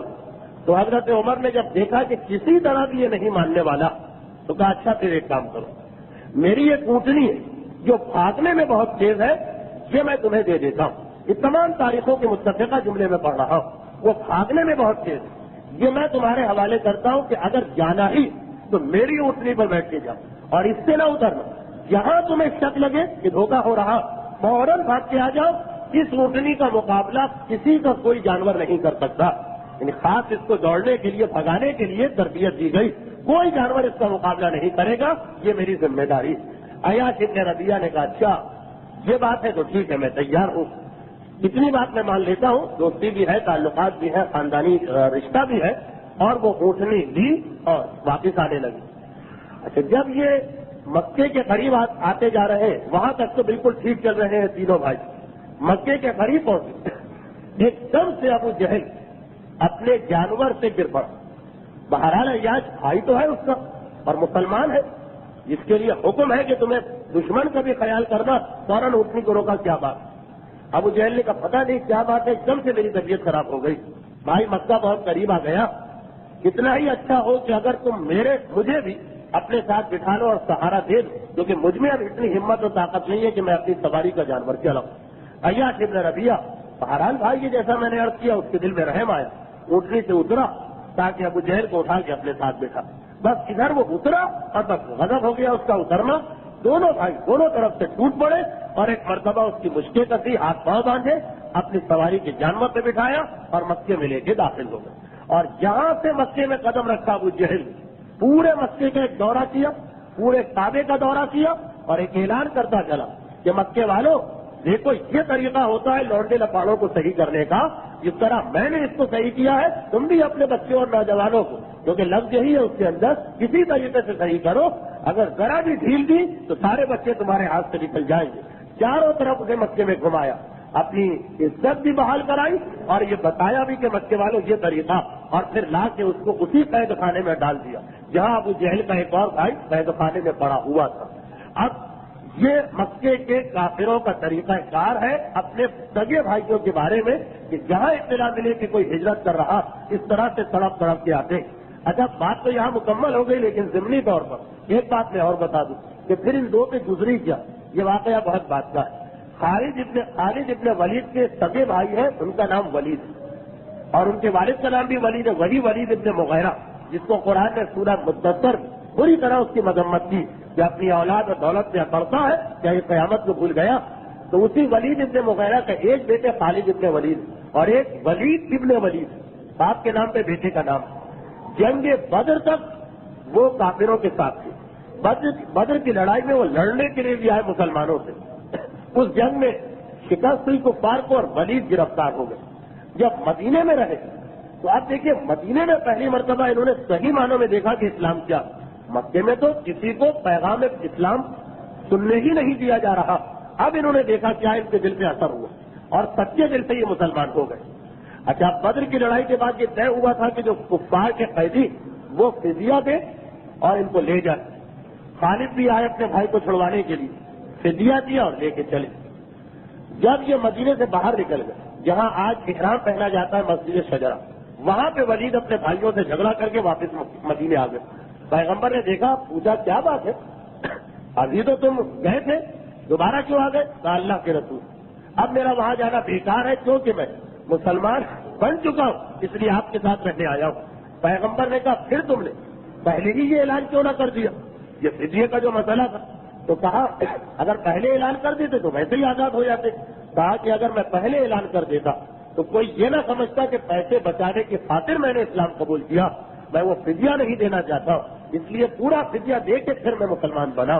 پیغمبر اسلام نے بہت شاباش دی اور ایک سوال ان سے کیا, کیونکہ یہ مکے کے سب سے تازہ آنے والے جنگ بدر میں آئے, یہ مکے میں سب سے یعنی بالکل لیٹسٹ خبریں لے کے آئے. تو پیغمبر نے پوچھا ایک بات بتاؤ, میرے دو صحابیوں حشام اور عیاش کے اوپر کیا گزر رہی؟ اتنا خیال ہے پیغمبر کو 2 سال ہو چکے ہیں ہجرت. پہلا سوال پیغمبر کرتے ان دو پہ کیا گزر رہی؟ کہا اللہ کے رسول جب میں چلا تھا اس وقت تک تو وہ بڑی عجیب حالت میں تھے. ایک چھوٹے سے قید خانے ایک زنجیر میں ایک بیڑی میں دونوں کے پاؤں کو باندھ کے رکھا گیا اور اب وہ جہل انتہائی مظالم کرتا, کبھی کوڑے مارتا ہے, کبھی ہنٹر مارتا ہے, کبھی کھانے کو نہیں دیتا. اور 2 مہینے نہیں 2 سال ہو گئے یہ مظالم برداشت کرتے ہوئے. پیغمبر کی آنکھوں میں آنسو آ گئے. کہا کہ کاش کوئی شخص ان 2 آدمیوں کو قید سے رہائی دلوا دے. ولید ابن ولید نے کہا اللہ کے رسول یہ کام میں کروں گا, اور یہ واپس آئے. ادھر ان کے اسلام کی خبر پہنچ چکی ہے مکے کے اندر. ابو جہل کو بھی پتا چل گیا تو وہ سمجھ گیا کہ اگر پیغمبر میرے بھائیوں کے لیے کسی کو بھیجیں تو اسی کو بھیج سکتے ہیں کیونکہ یہ سب سے آخر میں آیا ہے مکے سے. چنانچہ اس نے اپنے قیدیوں کے لیے طریقہ جن اختیار کیا. اچھا ایک جملہ سن لیجیے تاکہ اندازہ ہو پیغمبر کے کام کا طریقہ اختیار کیا. ولید ابن ولید نے کہا اللہ کے رسول میں جاؤں گا. پیغمبر نے کہا اچھا تم جا رہے ہو تو ایک بات میں بتا دوں, مکے کی فلاں گلی میں ایک لوہار رہتا ہے. لوہار ہر شہر میں ہوتے, وہ دل سے مسلمان ہو چکا اور وہاں رہ کر ہمارا کام کرتا. دیکھیے پیغمبر کا نظام کتنا مکمل کہ مکے میں پیغمبر نے اپنے کچھ خفیہ آدمی رکھے ہوئے کہ جن کو حکم ہے کہ وہیں رہ کر حالات کی رپورٹ دیتے رہو. تو پیغمبر نے کہا اس کے پاس جانا, اس سے ملاقات کر کے معلوم کرنا کہ قیدیوں کو کس طرح چھڑایا جائے. ولید حیران, میری ساری زندگی مکے میں کفر میں گزری, آج تک مجھے پتا نہیں کہ وہ لوہار مسلمان. خیر آیا مکے کے اندر, اب نہ اپنے گھر جا سکتا ہے نہ دوستوں کے یہاں. ہر جگہ اطلاع مل چکی ہے کہ پیسے بھی ہم نے دیے اور پھر بھی وہ بھاگ گیا. وہ سیدھا اس لوہار کے یہاں پہنچا رات کو چھپنے کے بعد. لوہار کو اس نے پیغمبر اسلام کا پیغام دیا, اپنی نشانیاں بتائی, وہ مطمئن ہو گئے. پھر ایک مرتبہ سوال کیا ولید نے کہ آپ بتاؤ کیا حالت ہے، وہ قیدی کہاں؟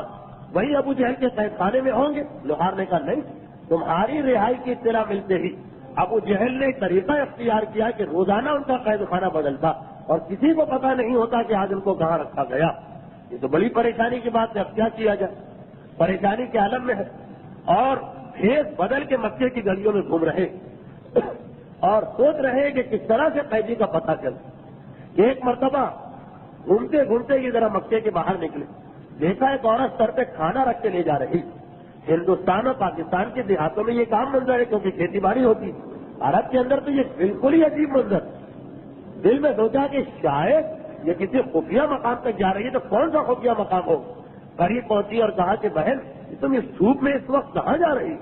تو بات تمہیں نہیں پتا، وہ جو بے دین آدمی ہو گئے ان کا کھانا لے کے میں جا رہی ہوں۔ بس یہ جو سنا، یہ نشانی کہ خدا نے تائید کی، چپکے سے اس عورت کے پیچھے لگ گئے، دیکھا کہ مکے کے آخری محلوں میں ایک چھوٹا سا مکان، اچھا اس زمانے سے مکانات پہ کوئی چھت بھی نہیں ہوتی تھی اور دیواریں بھی بہت نیچی ہوتی، شب ہجرت کافر باہر سے کھڑے ہو کے دیکھ رہے تھے کہ پیغمبر آرام کر رہے، دیوار بھی نیچی ہوتی، لیکن مسئلہ یہ ہے کہ ان کے پاؤں میں لوہے کی بیڑیاں۔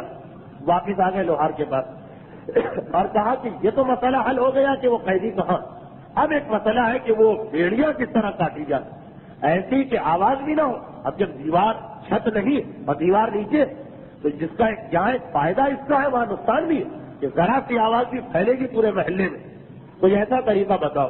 لوہار نے کہا کہ شاید تمہیں نہیں پتا، وہ بیڑی میں نے ہی بنائی تھی، اس لیے میں تمہیں بتاتا ہوں کہ اس بیڑی کے اندر کھولا جو حلقہ، وہ جو رنگ ہے وہ کمزور، اس کے نیچے ایک پتھر رکھنا، اوپر تلوار رکھنا اور پھر تلوار کو پتھر سے ٹھوکنا، تلوار کو مارنا نہیں ورنہ آواز ہوگی، تلوار کو پتھر سے ٹھوکنا، تلوار کی دھار اس بیڑی کو کاٹ دے گی اور تمہارا مقصد حل ہو جائے گا۔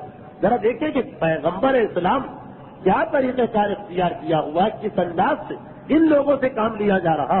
چنانچہ یہ تجویز پسند آ گئی۔ رات کی تاریکی میں ولید نکلے گھر سے، دیوار چھوٹی سی دیوار کھان کے کمرے میں گئے، اسی ترکیب کے ساتھ جو حلقہ بتایا تھا بیڑی کا، پتھر رکھ کے تلوار رکھ کے پتھر سے تلوار کو ٹھوکا، بیڑی کٹ گئی اور دونوں قیدیوں کو لے کے مدینے آئے اور پیغمبر اسلام سے شاباش حاصل کی۔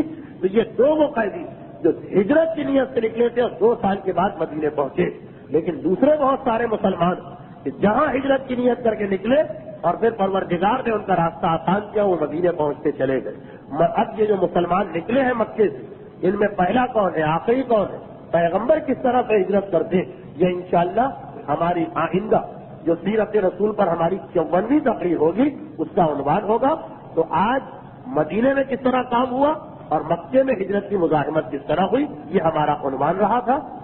کافی وقت آج میں نے آپ کا لے لیا ہے، جبکہ آج خود مجھے بھی کسی بہت ہی ضروری کام سے ذرا جلد جانا تھا، لیکن میں ابتدا میں عرض کر چکا ہوں کہ ہجرت کا واقعہ اتنا تفصیلی اور اس میں اتنے چھوٹے چھوٹے واقعات آ جاتے ہیں جو ہمارے آج کام آ سکتے کہ تحریکیں کس طرح چلتی، تنظیمیں کس طرح بنتی، انقلاب کس طرح سے برپا کیا جاتا، کس طرح چھپ کے بھی کام کرنا پڑتا، اس لیے میں اتنی تفصیل میں چلا گیا۔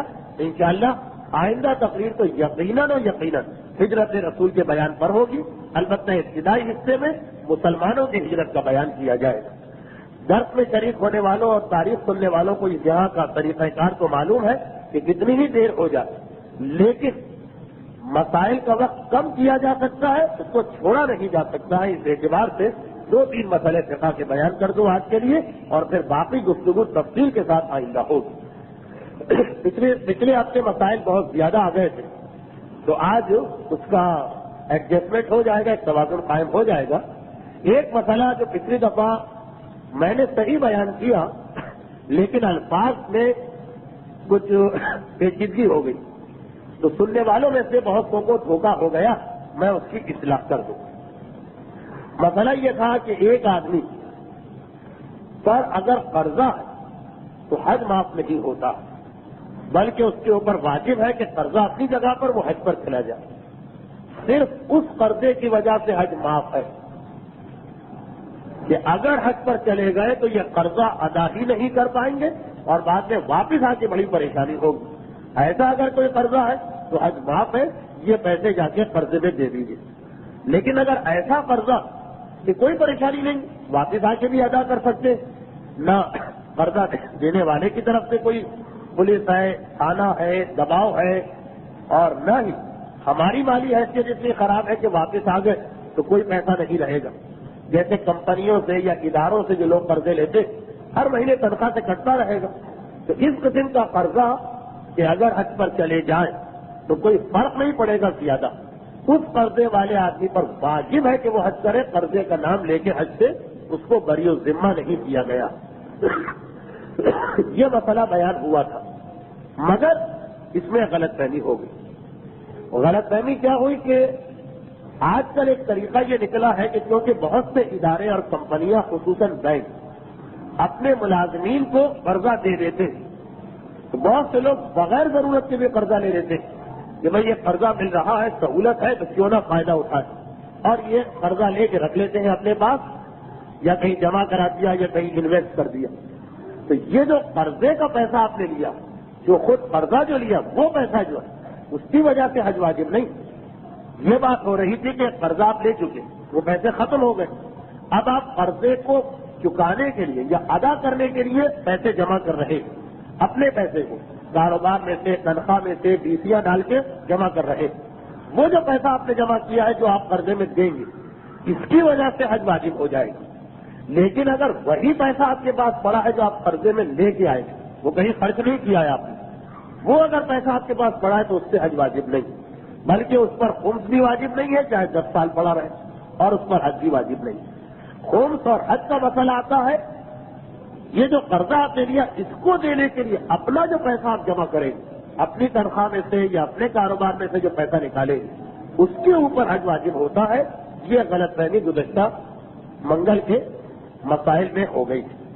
ایک دوسری بات میں اور واضح کر دوں یہاں پہ کہ حج کے بارے میں یہ 2 باتیں اور واضح ہو جائے کہ نمبر 1 یہ کہ جس آدمی میں استطاعت ہو اس پر حج واجب.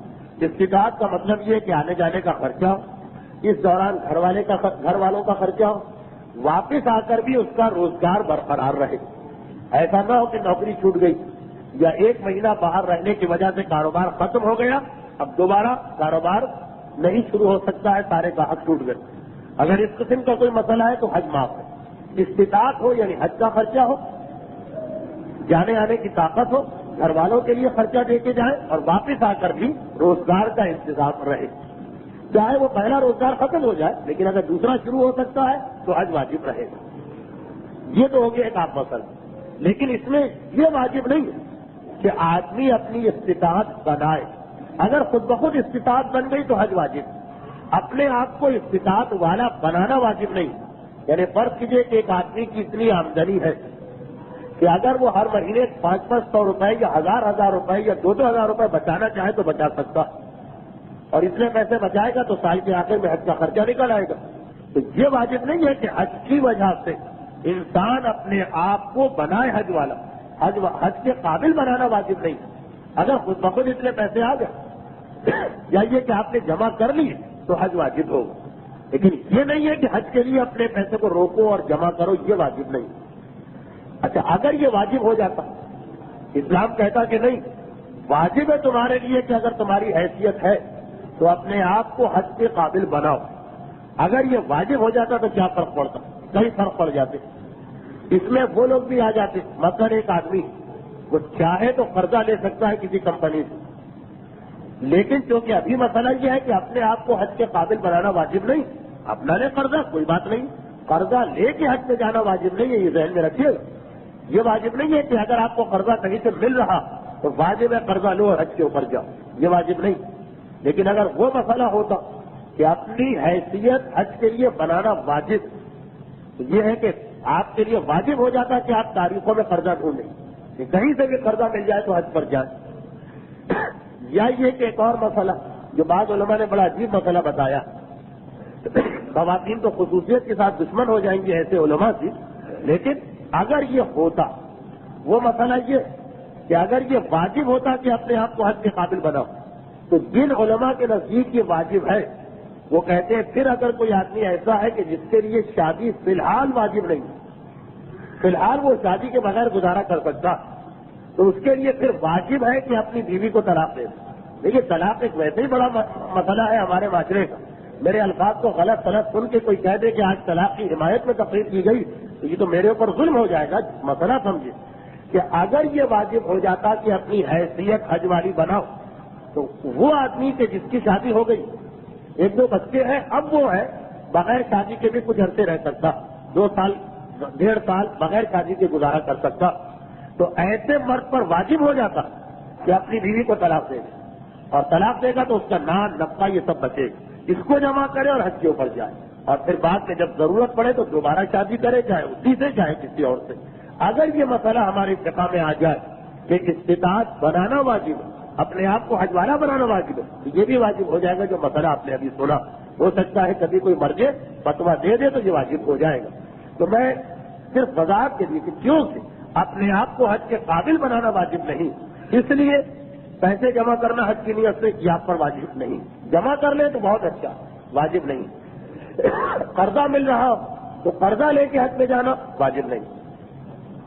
اور اسی طریقے سے استطاعت بنانے کے اندر وہ مسئلہ آ گیا کہ قرضہ لے کے آئے ہیں, وہ پیسہ گھر میں پڑا ہے, واجب نہیں ہے کہ اس پیسے سے آپ حج کے اوپر جائیں. تو یہ مسئلہ ذہن نشین کر دیجیے کہ قرضہ لے کے حج پہ جانا اس لیے واجب نہیں کہ جو کہ اپنے آپ کو حج کے قابل بنانا اسلام میں واجب نہیں ہے, اس میں اللہ نے ہم کو ایک معافی دی ہوئی. ہاں البتہ اگر آپ کی استطاعت ہے حج کے قابل مگر وہ رقم کی صورت میں نہیں, تو پھر واجب ہے کہ آپ اس کو کیش کرائیے. مثلا ایک مکان ہے آپ کے پاس 2 لاکھ یا 3 لاکھ کا, 3 لاکھ کا مکان, 3 لاکھ آج کے ماحول میں ان لوگوں کے لیے کہ جو کھارادر سے سلجھر بازار کے بیچ میں کہیں رہتے ہیں کوئی بڑی رقم نہیں, کیونکہ یہ تو بہت ہی میں نے سستا مکان بتا دیا. 9 لاکھ 8 لاکھ 7 لاکھ تک کے فلیٹ مکان کو چھوڑے وہ بننے لگے ہیں اور بکنے لگے. تو اب اگر ایک آدمی حج کے قابل نہیں تو یہ واجب نہیں ہے کہ پیسے جوڑو اور جمع کرو اور اپنے آپ کو حج کے قابل بناؤ. لیکن اگر ایک آدمی حج کے قابل ہے, نقد پیسے اس کے پاس نہیں, تو پھر یقیناً واجب ہے کہ اس چیز کو بیچ کے نقد پیسے میں تبدیل کرو. ایک مکان ہے 3 لاکھ کا, لیکن 3.25 لاکھ کے مکان میں بھی آپ کا گزارا ہو سکتا, اور اسی طرح سے جس طرح 3 لاکھ میں ہو رہا, یہ ذہن میں رکھیے گا. تو پھر واجب ہے کہ اپنے مکان کو 3 لاکھ سے 3.25 لاکھ میں تبدیل کریں, اور جو 25,000 بچے اس میں حج پہ چلے جائیں. اسی طرح سے گاڑی آپ کی ایسی, اب ایک لفظ میں یہاں پہ سمجھا دوں, لفظ بہت کام آئے گا آگے, کہ ہر انسان کو اسلام نے اجازت دی کہ اپنی حیثیت کے مطابق چیزوں کو مہیا کر سکتا ہے. 2 لفظ ہیں, دیکھیے فرق ذہن میں رکھیے گا, اس میں کچھ لوگ بہت زیادہ تنگ نظر بن جاتے ہیں, سخت بن جاتے ہیں. ایک ہے ضرورت اور ایک ہے حیثیت.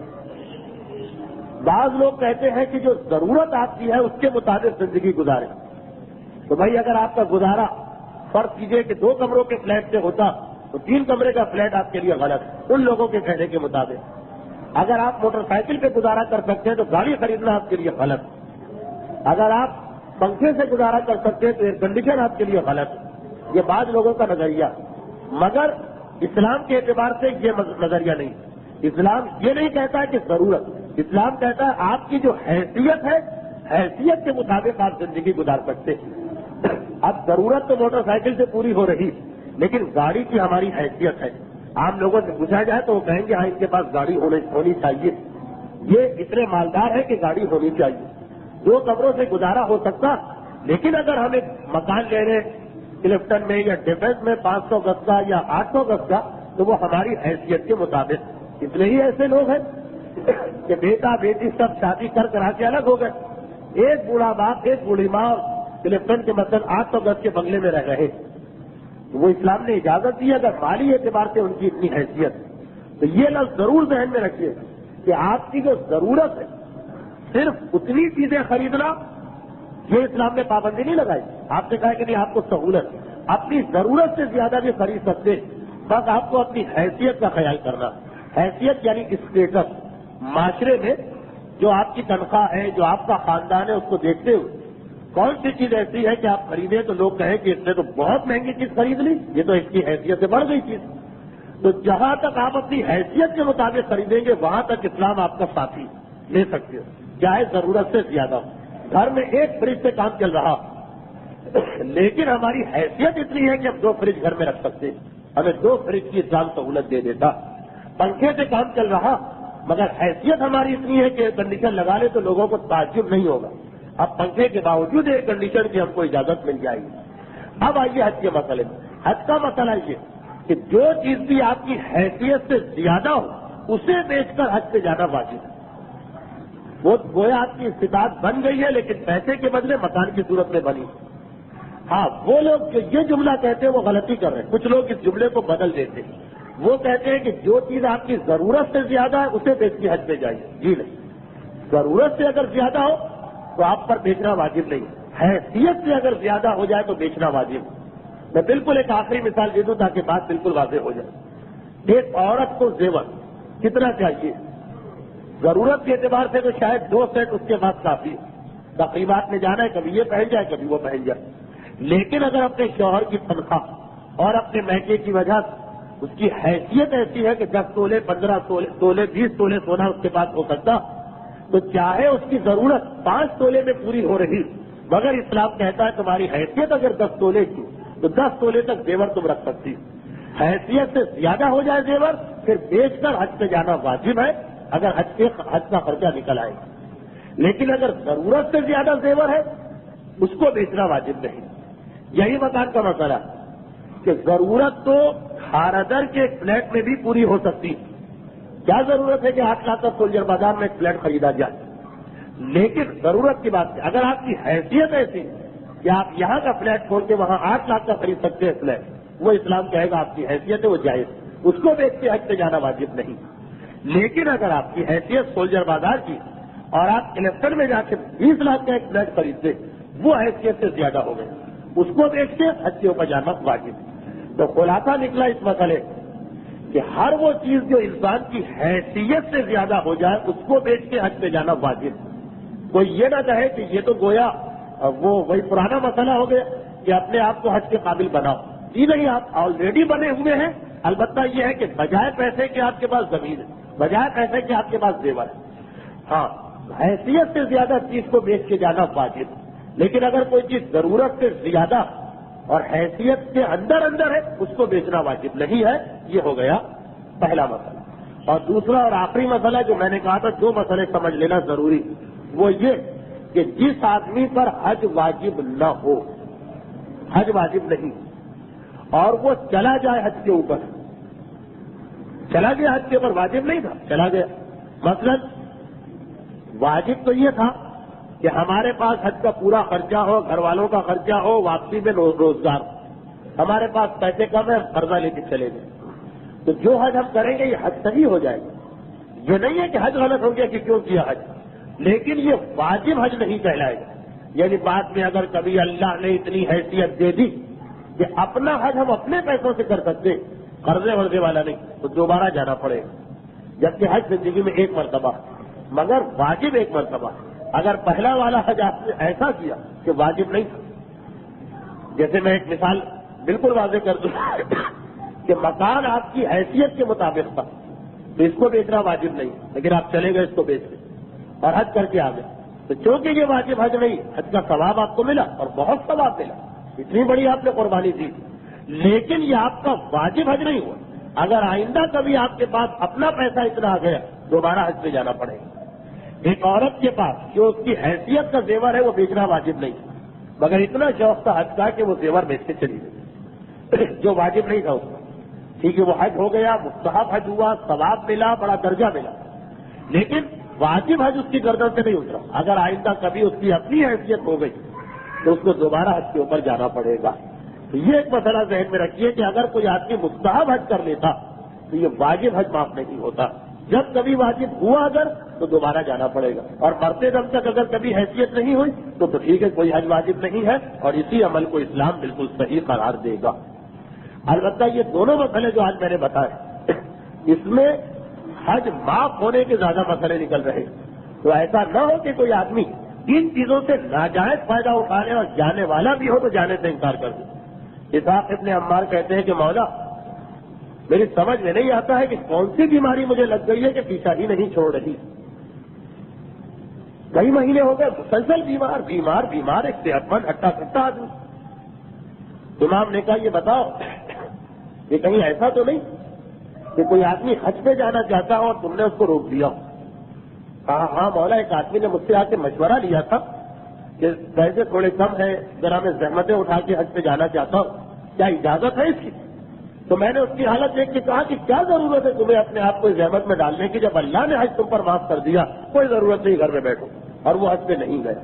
امام نے کہا یہ بیماری اسی گناہ کے بدلے میں، یہ اسی کا نتیجہ کہ ایک آدمی اللہ کا مہمان بن کے جانا چاہ رہا اور وہ زحمتیں اٹھانے کو تیار، ٹھیک ہے اس پہ واجب نہیں، تیار کہ ذرا میں کم کھاؤں گا یا فٹ پاتھ پہ لیٹ جاؤں گا یا ذرا پیدل چلوں گا، اور تم رونے اٹکا رہے ہو کہ نہیں کیا ضرورت ہے جانے کی. البتہ اگر کوئی بڑی مسئلہ ہے، اس کے بچے باقی کر رہے ہیں اور وہ چلا جائے، ایک کوئی بیوہ عورت مری جا رہی ہے، اس کو پیسے کی ضرورت ہے، اس کو چھوڑ کے چلا جائے، ایک الگ مسئلہ. لیکن ایک خالی یہ بات کہ وہ حج پہ جا رہا، تو تم نے یہ کہا کہ حج پہ نہ جاؤ، اللہ کے مہمان کرو گا، یہ اس کی سزا ہے جو تمہیں دنیا کے اندر مل رہی. تو ایسا نہ کہ میرے مسائل کا یہ مطلب نکالا جائے کہ حج بالکل معاف ہے. وہ تو کچھ غلط فہمیاں تھی جس کو دور کرنا، ورنہ حج کی اہمیت تو اظہر من الشمس اور ابین من الظہر، عالم اسلام کا بچہ جانتا. اور پچھلے ہفتے جو میں نے روایت پڑھی کہ جناب سیدہ کا پہلی مرتبہ خواہش ظاہر کرنا یہ بتا رہا کہ یہ حج کتنا اہم فریضہ، یہ حج کتنا اہم فریضہ. اور حج کی اہمیت میں کمی کیے بغیر، معاذ اللہ میں حج کی اہمیت میں کمی نہیں کر رہا ہوں، حج کی اہمیت میں کمی کیے بغیر جب ہم حج پہ جاتے تو ہمیں تو یہ موقع بھی مل جاتا کہ رسول کی اس پیاری بیٹی کی قبر پہ حاضری دیتے کہ جس پہ کوئی چراغ جلانے والا بھی نہیں. ہاں اس کا اپنا بیٹا ہے لیکن پردہ غیبت میں حکم خدا سے مشغول. جب صاحبان ایمان کے قافلے حج پہ جاتے تو اتنا موقع مل جاتا کہ قبر فاطمہ کی زیارت کا موقع ملے اور ہم جا کے دیکھیں کہ جس سرزمین پر چپا چپا روشنی سے اتنا منور کہ رات کے 12 بجے اگر سوئی گر جائے زمین پہ تو آپ پوچھ سکتے کوئی اندھیرا نہیں. اگر کہیں اندھیرا تو وہی قبر فاطمہ پر اور جنت البقیع کے قبرستان پر اس قبر کی زیارت کریں جس کی زیارت کی تڑپ. یہ جو تاریخیں ہیں انہی تاریخوں میں سے کسی تاریخ کا واقعہ کہ آج جو میرا مولا دن بھر کام کر کے گھر میں آیا تو دیکھا کہ روتے روتے زینب بحال ہو چکی، روتے روتے زینب بحال ہو چکی. پرانا ماحول ہے، 3-4 بجے لوگ گھر آ جاتے. زینب بیٹی کیا بات ہے؟ مجھے پتا ہے کہ ماں کی جدائی میں تم ماتم کر رہی. ارے 2-3 دن پہلے ہی تو شہزادی کی شہادت ہوئی، ماں کی جدائی میں ماتم کر رہی. لیکن بیٹی تجھے صبر کرنا. کہا بابا بس یہ خیال بھی مجھے رہ کے آتا، اتنے دن ہو گئے ماں سے جدا ہوئے، اب تک میں اماں کی قبر کی زیارت نہیں کر سکی. بابا آپ بھیا حسن کو جانے دیتے، آپ بھیا حسین کو جانے دیتے، ایک مرتبہ تو اپنی بیٹی زینب کو لے جائیے. اس طرح رو کے کہا، اس طرح تڑپ کے کہا. مولا نے کہا زینب انتظار کر، آج تیرا باپ تیری خواہش کو پورا کرے. بابا میں چلوں، بابا میں چلوں. کہا نہیں، یہ تو دیکھ کہ ابھی دن کا وقت ہے، مدینے کی گلیوں اور بازاروں میں لوگوں کی آمد و رفت کا سلسلہ جاری، رات ہونے دے. رات ہو گئی. زینب نے کہا بابا اب میں چلوں. کہا کہ دیکھتی نہیں ابھی لوگ مسجد میں آ رہے ہیں جا رہے، اندھیری گلیاں ہیں مگر آمد و رفت کا سلسلہ جاری. علی کی غیرت برداشت نہیں کرتی اپنی بیٹی کو اس حالت میں لے کے جائے. اب جیسے جیسے رات گزر رہی میرا مولا زینب کو دیکھتا جاتا ہے. زینب تڑپتی جاتی ہے، بابا اب تو اجازت دیجیے، اب تو اجازت دیجیے. کہا کہ نہیں ابھی نہیں، آدھی رات، اور پرانے زمانے کی آدھی رات سناٹا چھا گیا. کہا زینب بیٹی اب چل. زینب چلی. حسن کو بھی پتا چل گیا، حسین کو بھی پتا چل گیا آج میری بہن زینب جا رہی ہے. دونوں بھائی بھی بہن کے ساتھ ہو گئے. بابا ہم بھی چلیں گے. علی نے کہا چلو. یہ چھوٹا سا قافلہ چل رہا اور قبر فاطمہ کے قریب پہنچ رہا. حسن و حسین سارے شام ماں کی قبر پہ چراغ روشن کر کے آ جاتے ہیں، ماں کو سلام کر کے آتے ہیں. ایک مرتبہ علی نے دیکھا قبر پہ چراغ چل رہا، حسن اور حسین نے ماں کی قبر کو دیکھا، برداشت نہ کر سکے. ایک مرتبہ دوڑتے ہوئے گئے، اپنے آپ کو ماں کی قبر پہ گرا دیا. ماں ہم تمہیں سلام کرنے آئے ہیں. زینب نے بھی بھائیوں کا ساتھ دینا چاہا مگر میرے مولا نے بازو تھام لیا. زینب بیٹی تو نہیں، ابھی ٹھہر جا. زینب حیران بابا آپ مجھے لائے اسی لیے تھے، حسن کو جانے دیا اور مجھے روک دیا؟ کہا ٹھہر جا۔ آواز دی حسن بیٹا، فاطمہ کی قبر پہ جو چراغ جل رہا پہلے اس چراغ کو بجھا دے۔ حسن نے چراغ کو بجھایا۔ زینب حیران ہوئی، بابا اب مجھے اجازت دے رہے ہیں؟ کہا ہاں چراغ جل رہا تھا، ٹھیک ہے اس وقت یہاں کوئی نہیں ہے، مگر علی کے دل میں خوف پیدا ہوا، ایسا نہ ہو کوئی مسافر رات کے اندھیرے میں یہاں سے گزر جائے اور اس کی نگاہ میری بیٹی کے چہرے پہ پڑ جائے۔ علی برداشت نہیں کر سکتا، مولا شہر مدینہ آدھی رات قبر فاطمہ زینب کے چہرے کو کوئی مسافر بھی نہ دیکھے۔ آئیے کوفہ و شام کے بازاروں میں دن کا وقت ہے، بلوہ عام ہے اور آپ کی بیٹیاں ننگے سر جا رہی ہیں۔ جملہ مرحوم مومنین و مومنات، خصوصاً مرحومہ خدیجہ بائی مہر علی کے ایصال ثواب کے لیے ذکر کا واسطہ، اور اسی شہر مدینہ میں شہزادی فاطمہ پہ ڈھائے جانے والے مصائب کا واسطہ، تمام صاحبان ایمان کو، خصوصاً شہزادی کے بابا کا ذکر سننے کے لیے جمع ہونے والے ان مومنین کو اور ان مومنات کو، ان کے گھروں کو، ان کی اولاد کو دنیا اور آخرت کی جملہ مصیبتوں اور پریشانیوں سے محفوظ فرما۔ پروردگارا رسول کی بیٹی کی شہادت کا واسطہ ہمارے جملہ مرحومین، خصوصاً جن مرحومہ کا ایصال ثواب کیا گیا، اعلی علیین میں جوار معصومین سے ملحق فرما۔ پروردگارا میرے مولا کی اس غیرت کا واسطہ علی کا کلمہ پڑھنے والیوں اور علی کا نام لینے والیوں کو اپنے حجاب اور پردے کی پابندی کی توفیق عطا فرما۔ پروردگارا اس واقعہ ہجرت کا واسطہ، سیرت رسول اور اصحاب رسول کا واسطہ، پروردگارا ہمیں بھی اتنی قوت و طاقت عطا فرما کہ اسلام کی خاطر اپنی عزیز سے عزیز شے کو ترک کر دے۔ پروردگارا ہمیں سیرت اہل بیت سے چلنے کی توفیق عطا فرما، اور پروردگارا ان